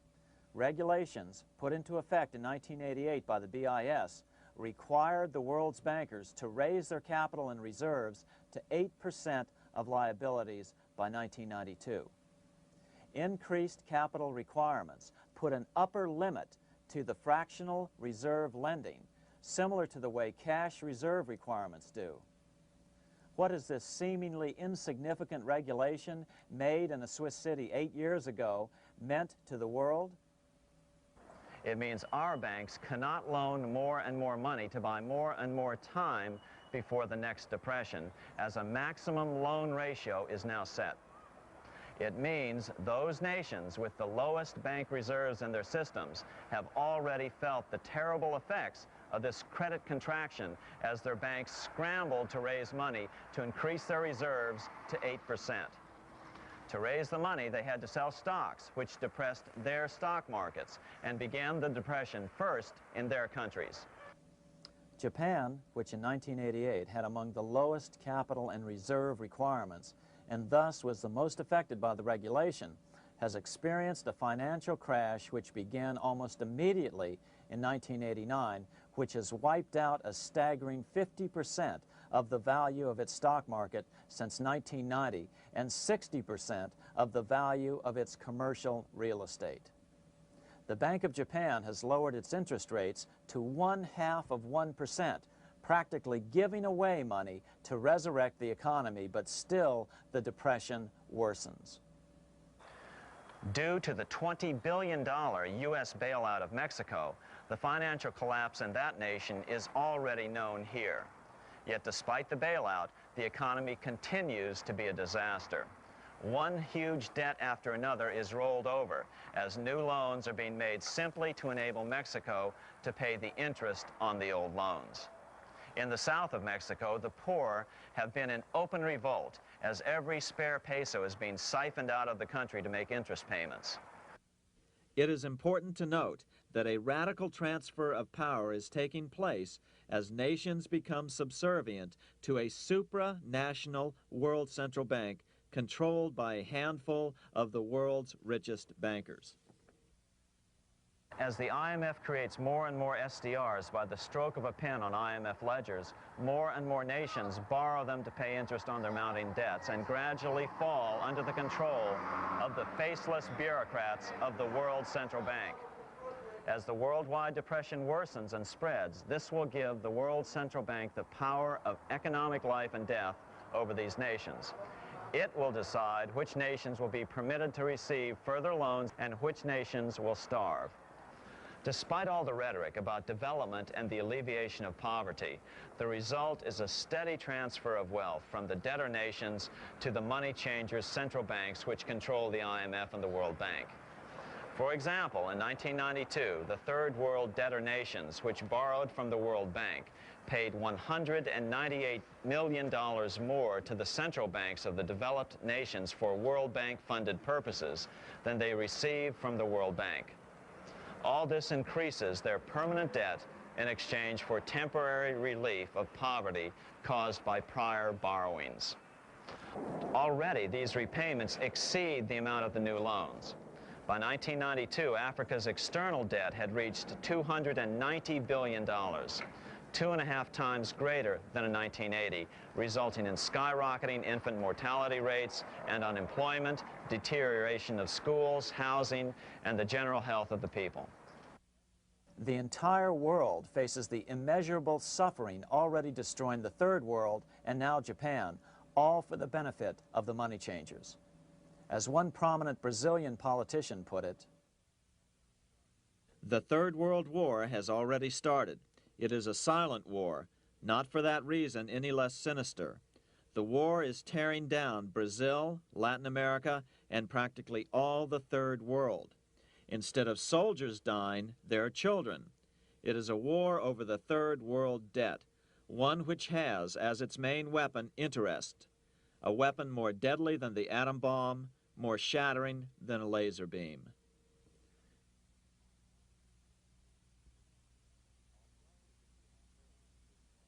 Although it would be absurd to ignore the pivotal role played by influential families such as the Rothschilds, the Warburgs, the Schiffs, the Morgans, and the Rockefellers in any review of the history of central banking and fractional banking, keep in mind, by now, central banks and the large commercial banks are up to 3 centuries old and deeply entrenched in the economic life of many nations. These banks are no longer dependent on clever individuals such as a Nathan Rothschild. Years ago, the question of ownership was important, but no longer.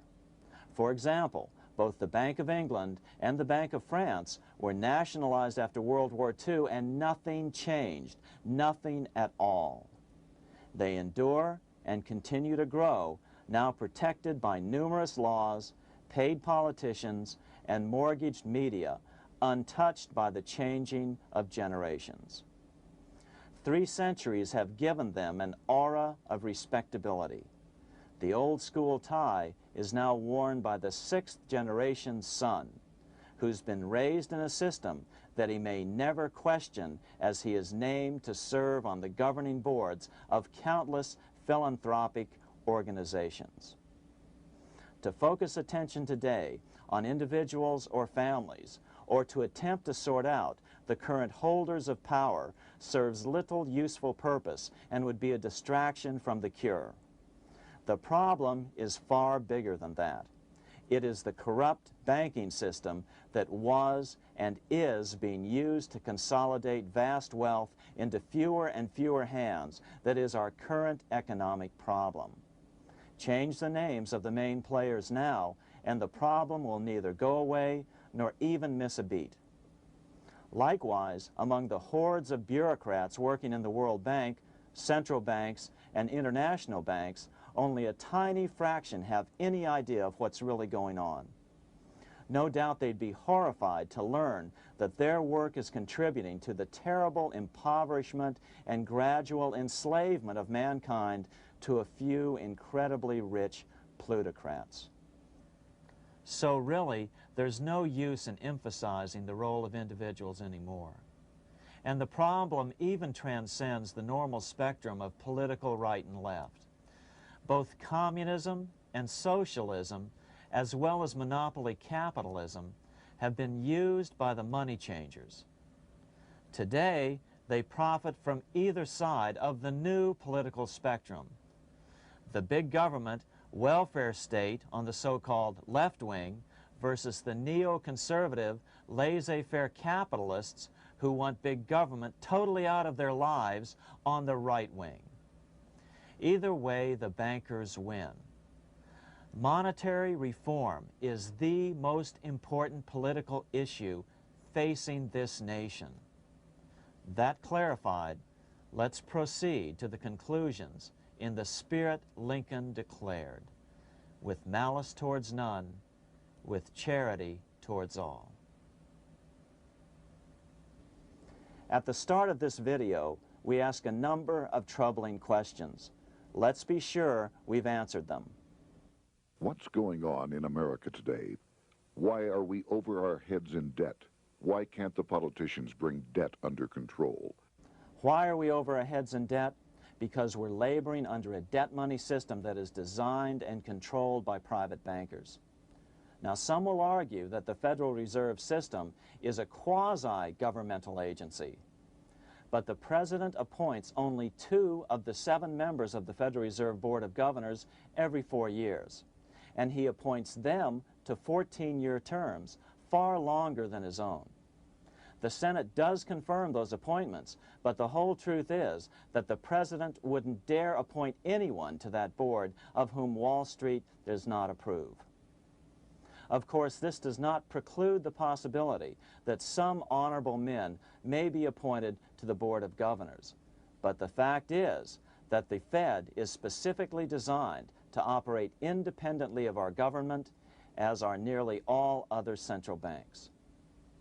Some argue that the Fed promotes monetary stability. We saw the current head of the Bank of England, Eddie George, claim that this was the most important role of a central bank. In fact, the Fed's record of stabilizing the economy shows it to be a miserable failure in this regard. Within the first 25 years of its existence, the Fed caused 3 major economic downturns, including the Great Depression, and for the last 30 years has shepherded the American economy into a period of unprecedented inflation. Again, this is not some wild conspiracy theory. It's a well-known fact among top economists.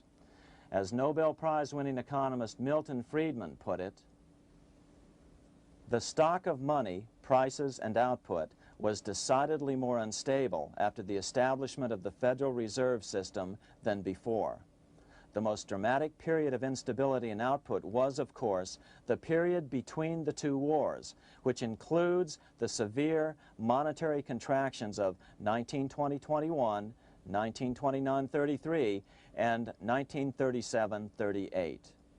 No other 20-year period in American history contains as many as 3 such severe contractions.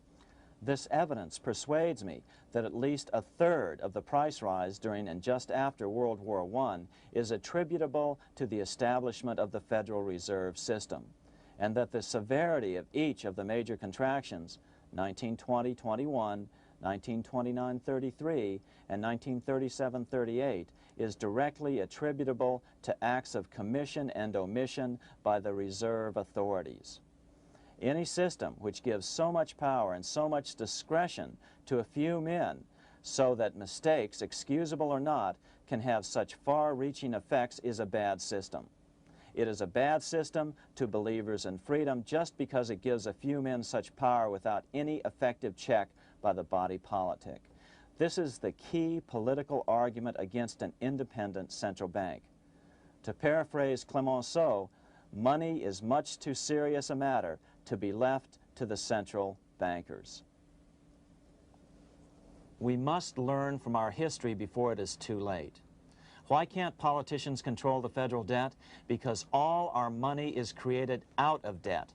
Again, it's a debt money system. Our money is created initially by the purchase of U.S. bonds. The public buys bonds like savings bonds, the banks buy bonds, foreigners buy bonds, and when the Fed wants to create more money in the system, it buys bonds, but pays for them with a simple bookkeeping entry which it creates out of nothing. Then this new money, created by the Fed, is multiplied by a factor of 10 by the banks thanks to the fractional reserve principle. So although the banks don't create currency, they do create checkbook money or deposits by making new loans. They even invest some of this created money. In fact, over $1 trillion of this privately created money has been used to purchase U.S. bonds on the open market, which provides the banks with roughly $50 billion in interest, risk-free, each year, less the interest they pay to some depositors. In this way, through fractional reserve lending, banks create over 90% of the money and therefore cause over 90% of our inflation. What can we do about all this? Fortunately, there's a way to fix the problem fairly easily, speedily, and without any serious financial problems. We can get our country totally out of debt in 1 to 2 years by simply paying off these U.S. bonds with debt-free U.S. notes, just like Lincoln issued. Of course, that by itself would create tremendous inflation, since our currency is presently multiplied by the fractional reserve banking system. But here's the ingenious solution, advanced in part by Milton Friedman, to keep the money supply stable and avoid inflation and deflation while the debt is retired. As the Treasury buys up its bonds on the open market with U.S. notes, the reserve requirements of your hometown local bank will be proportionally raised, so the amount of money in circulation remains constant. As those holding bonds are paid off in U.S. notes, they will deposit this money, thus making available the currency then needed by the banks to increase their reserves. Once all the U.S. bonds are replaced with U.S. notes, banks will be at 100% reserve banking instead of the fractional reserve system currently in use. From this point on, the former Fed buildings will only be needed as a central clearinghouse for checks and as vaults for U.S. notes. The Federal Reserve Act will no longer be necessary and could be repealed. Monetary power can be transferred back to the Treasury Department. There would be no further creation or contraction of money by banks. By doing it this way, our national debt can be paid off in a single year or so, and the Fed and fractional reserve banking abolished without national bankruptcy, financial collapse, inflation or deflation, or any significant change in the way the average American goes about his business. To the average person, the primary difference would be that for the first time since the Federal Reserve Act was passed in 1913, taxes would begin to go down. Now there's a real national blessing for you, rather than for Hamilton's banker friends. Now let's take a look at these proposals in more detail. Here are the main provisions of a Monetary Reform Act which needs to be passed by Congress. We've drafted a proposed Monetary Reform Act which follows at the end of this tape. Of course, variations with the same results would be equally welcome. 1. Pay off the debt with debt-free U.S. notes. As Thomas Edison put it, if the U.S. can issue a dollar bond, it can issue a dollar bill. They both rest purely on the faith and credit of the United States government. This amounts to a simple substitution of one type of government obligation for another, One bears interest, the other doesn't. Federal Reserve notes could be used for this as well, but could not be printed after the Fed's abolished as we propose, so we suggest using U.S. notes instead. 2. Abolish fractional reserve banking. As the debt is paid off, the reserve requirements of all banks and financial institutions would be raised proportionally at the same time to absorb the new U.S. notes, which would be deposited and become the bank's increased reserves. Towards the end of the first year of the transition period, the remaining liabilities of financial institutions would be assumed or acquired by the U.S. government in a one-time operation. In other words, they too would eventually be paid off with debt-free U.S. notes in order to keep the total money supply stable. At the end of the first year or so, all of the national debt would be paid, and we could start enjoying the benefits of full reserve banking. The Fed would be obsolete, an anachronism. 3. Repeal the Federal Reserve Act of 1913 and the National Banking Act of 1864. These acts delegate the money power to a private banking monopoly. They must be repealed and the money power handed back to the Department of Treasury where they were initially under President Abraham Lincoln. No banker or person in any way affiliated with financial institutions should be allowed to regulate banking. After the first two reforms, these acts would serve no useful purpose anyway, since they relate to a fractional reserve banking system. 4. Withdraw the U.S. from the IMF, the BIS, and the World Bank. These institutions, like the Federal Reserve, are designed to further centralize the power of the international bankers over the world's economy, and the U.S. must withdraw from them. Their harmless functions, such as currency exchange, can be accomplished either nationally or in new organizations limited to those functions.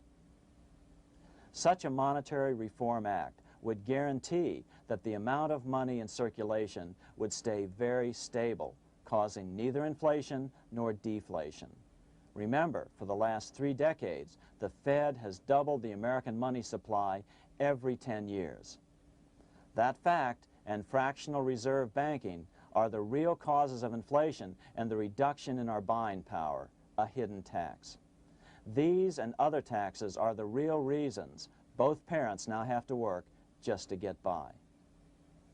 The money supply should increase slowly to keep prices stable, roughly in proportion to population growth, about 3% per year, not at the whim of a group of bankers meeting in secret. In fact, all future decisions on how much money will be in the American economy must be made based on statistics of population growth and the price level index. The new monetary regulators and the Treasury Department, perhaps called the Monetary Committee, would have absolutely no discretion in this matter except in time of declared war. This would ensure a steady, stable money growth of roughly 3% per year, resulting in stable prices and no sharp changes in the money supply. To make certain the process is completely open and honest, all deliberations would be public, not secret, as meetings of the Fed's Board of Governors are today. How do we know this will work? Because these steps remove the 2 major causes of economic instability, the Fed and fractional reserve banking, and the newest one as well, the BIS, Bank of International Settlements. But most importantly, the danger of a severe depression would be eliminated. Let's listen to Milton Friedman on the single cause of severe economic depressions. I know of no severe depression in any country or any time that was not accompanied by a sharp decline in the stock of money, and equally of no sharp decline in the stock of money that was not accompanied by a severe depression. Issuing our own currency is not a radical solution. It's been advocated by Presidents Jefferson, Madison, Jackson, Van Buren, and Lincoln. But it's been used at different times throughout Europe as well. Perhaps the best example is one of the small islands off the coast of France in the English Channel. Called Guernsey, it's been using debt-free money issues to pay for large building projects for nearly 200 years. Here we are on Guernsey, and this is the Guernsey Flower and Vegetable Market. Guernsey is one of the most successful examples of just how well a debt-free money system can work. In 1815, a committee was appointed to investigate how best to finance this new market. The impoverished island could not afford more new taxes, so the state's fathers decided to try a revolutionary idea: issue their own paper money. They were just colorful paper notes, backed by nothing, but the people of this tiny island agreed to accept them and trade with them. To be sure they circulated widely, they were declared to be good for the payment of taxes. Of course, this idea was nothing new. It was exactly what America had done before the American Revolution, and there are many other examples throughout the world. But it was new to Guernsey, and it worked miracles. This market is still in use, and remember, it was built for no debt to the people of this island state. But what if we follow Guernsey's example? How would the bankers react to these reforms? Certainly the international bankers' cartel will oppose reforms that do away with their control of the world's economies as they have in the past. But it is equally certain that Congress has the constitutional authority and responsibility to authorize the issuance of debt-free money, U.S. notes, and to reform the very banking laws it ill-advisedly enacted. Undoubtedly, the bankers will claim that issuing debt-free money will cause severe inflation or make other dire predictions. But remember, it is fractional reserve banking which is the real cause of over 90% of all inflation, not whether debt-free U.S. notes are used to pay for government deficits.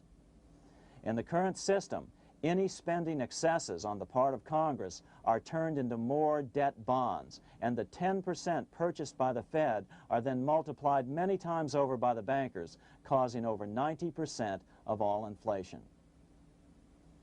Our fractional reserve and debt-based banking system is the problem. We must ignore its inevitable resistance to reform and remain firm until the cure is complete. As the director of the Bank of England in the 1920s, Sir Josiah Stamp put it, referring to this modern fractional reserve banking system, "Banking is conceived in iniquity and born in sin. Bankers own the earth.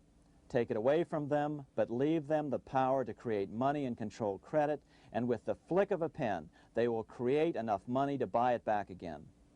Take this great power away from the bankers, and all great fortunes like mine will disappear, and they ought to disappear, for this would be a better and happier world to live in. But if you want to continue the slaves of bankers and pay the cost of your own slavery, let them continue to create money and to control credit." Americans are slowly figuring this out. Today, over 3,200 cities and counties have endorsed the proposal of a nonprofit organization called Sovereignty. The Sovereignty movement calls for Congress to authorize the Secretary of the Treasury to issue $90 billion per year of U.S. notes, not Federal Reserve notes nor debt-based bonds, to loan money interest-free to cities, counties, and school districts for needed capital improvements. Remarkably, and to their praise, the Community Bankers Association of Illinois, representing 515 member banks, has endorsed this sovereignty proposal, a good step in the right direction. As Milton Friedman has repeatedly pointed out, no severe depression can occur without a severe contraction of money. In our system, only the Fed, the Bank of International Settlements, with U.S. bankers' cooperation, or a combination of the largest Wall Street banks could cause a depression. In other words, our economy is so huge and resilient, a depression just can't happen by accident. Unless we reform our banking system, they will always have that power. They can pull the plug on our economy anytime they choose. The only solution is to abolish the Fed and the fractional reserve banking system and withdraw from the BIS. Only that will break the power of the international bankers over our economy. And keep in mind, a stock market crash itself cannot cause a severe depression. Only the severe contraction of our money supply can cause a severe depression. The stock market crash of 1929 only wiped out market speculators, mostly the small to medium ones, resulting in $3 billion in wealth changing hands. But it served as a smokescreen for a 33% contraction in credit by the Fed over the next 4 years, which resulted in over $40 billion in wealth from the American middle class being transferred to the big banks.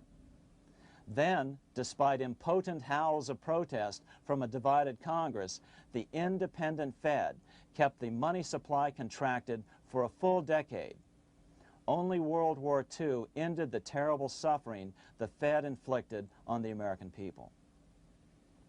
In a depression, the remaining wealth of the debt-burdened American middle class will be wiped out by unemployment, declining wages, and the resulting foreclosures. If we start to act to reform our monetary system, the money changers may do what they did in 1929 and then the 1930s, crash the stock market and use that as a smokescreen while contracting the money supply. But if we're determined to fight to regain control over our money, we can come out of it fairly quickly, perhaps in only a very few months, as U.S. notes begin to circulate and replace the money withdrawn by the bankers. The longer we wait, the greater the danger we'll permanently lose control of our nation. But some still wonder why the international bankers would want to cause a depression. Wouldn't that be killing the goose that is currently laying all those golden interest eggs? Remember what Larry Bates said at the first of this videotape. You see, in periods of economic upheaval, in economic crisis, wealth is not destroyed. It is merely transferred. Do we have any hints as to what the money changers have in store for us? Here's what David Rockefeller, the chairman of Chase Manhattan Bank, the largest Wall Street bank, had to say. We are on the verge of a global transformation. All we need is the right major crisis and the nation will accept the New World Order. So, crisis is needed to fulfill their plans quickly. The only question is when the crisis will occur. Fortunately, we probably have a little time.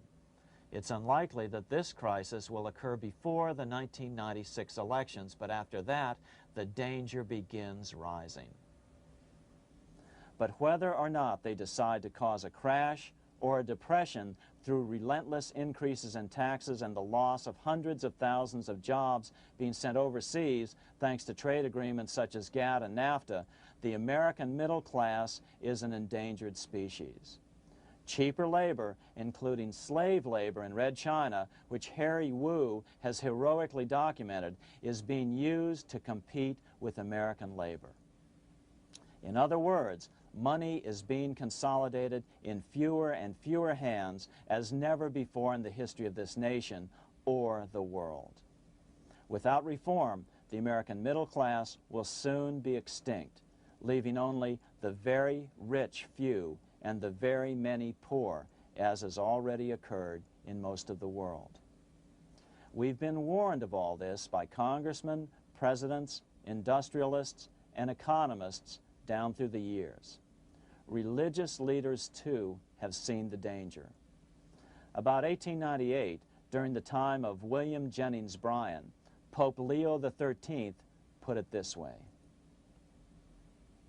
On the one side, there is the party which holds the power because it holds the wealth, which has in its grasp all labor and all trade, which manipulates for its own benefit and its own purposes all the sources of supply, and which is powerfully represented in the councils of state itself. On the other side, there is the needy and powerless multitude, sore and suffering. Rapacious usury, which, although more than once condemned by the Church, is nevertheless under a different form, but with the same guilt, still practiced by avaricious and grasping men, so that a small number of very rich men have been able to lay upon the masses of the poor a yoke little better than slavery itself. More recently, during America's Great Depression, Pope Pius XI spoke of the same problem.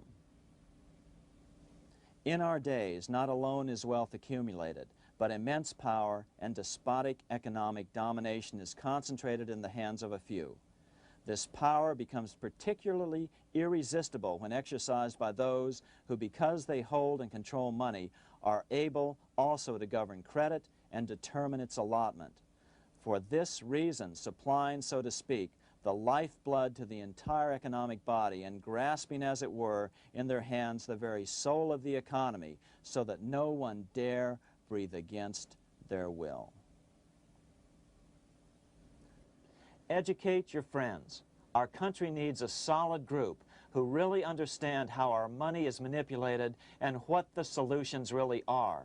Because if a depression comes, there will be those who call themselves conservatives who will come forward advancing solutions framed by the international bankers. Beware of calls to return to a gold standard. Why? Simple. Because never before has so much gold been so concentrated outside of American hands. And never before has so much gold been in the hands of international governmental bodies such as the World Bank and International Monetary Fund. A gold-backed currency usually brings despair to a nation, and to return to it would certainly be a false solution in our case. Remember, we had a gold-backed currency in 1929 and during the first 4 years of the Great Depression.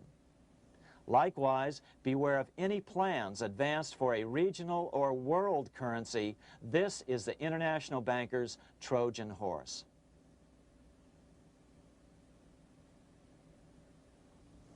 Educate your member of Congress. It only takes a few persuasive members to make the others pay attention. Most congressmen just don't understand the system. Some understand it, but are so influenced by bank PAC contributions that they ignore it, not realizing the gravity of their neglect. We hope we've made a valuable contribution to the national debate on monetary reform. It remains for each man to do his duty, consistent with his state in life. May God give us the light to help reform our nation and ourselves. We say ourselves because ultimately vast multitudes of men are going to be driven more and more to desperation by the accumulation of the world's wealth in fewer and fewer hands.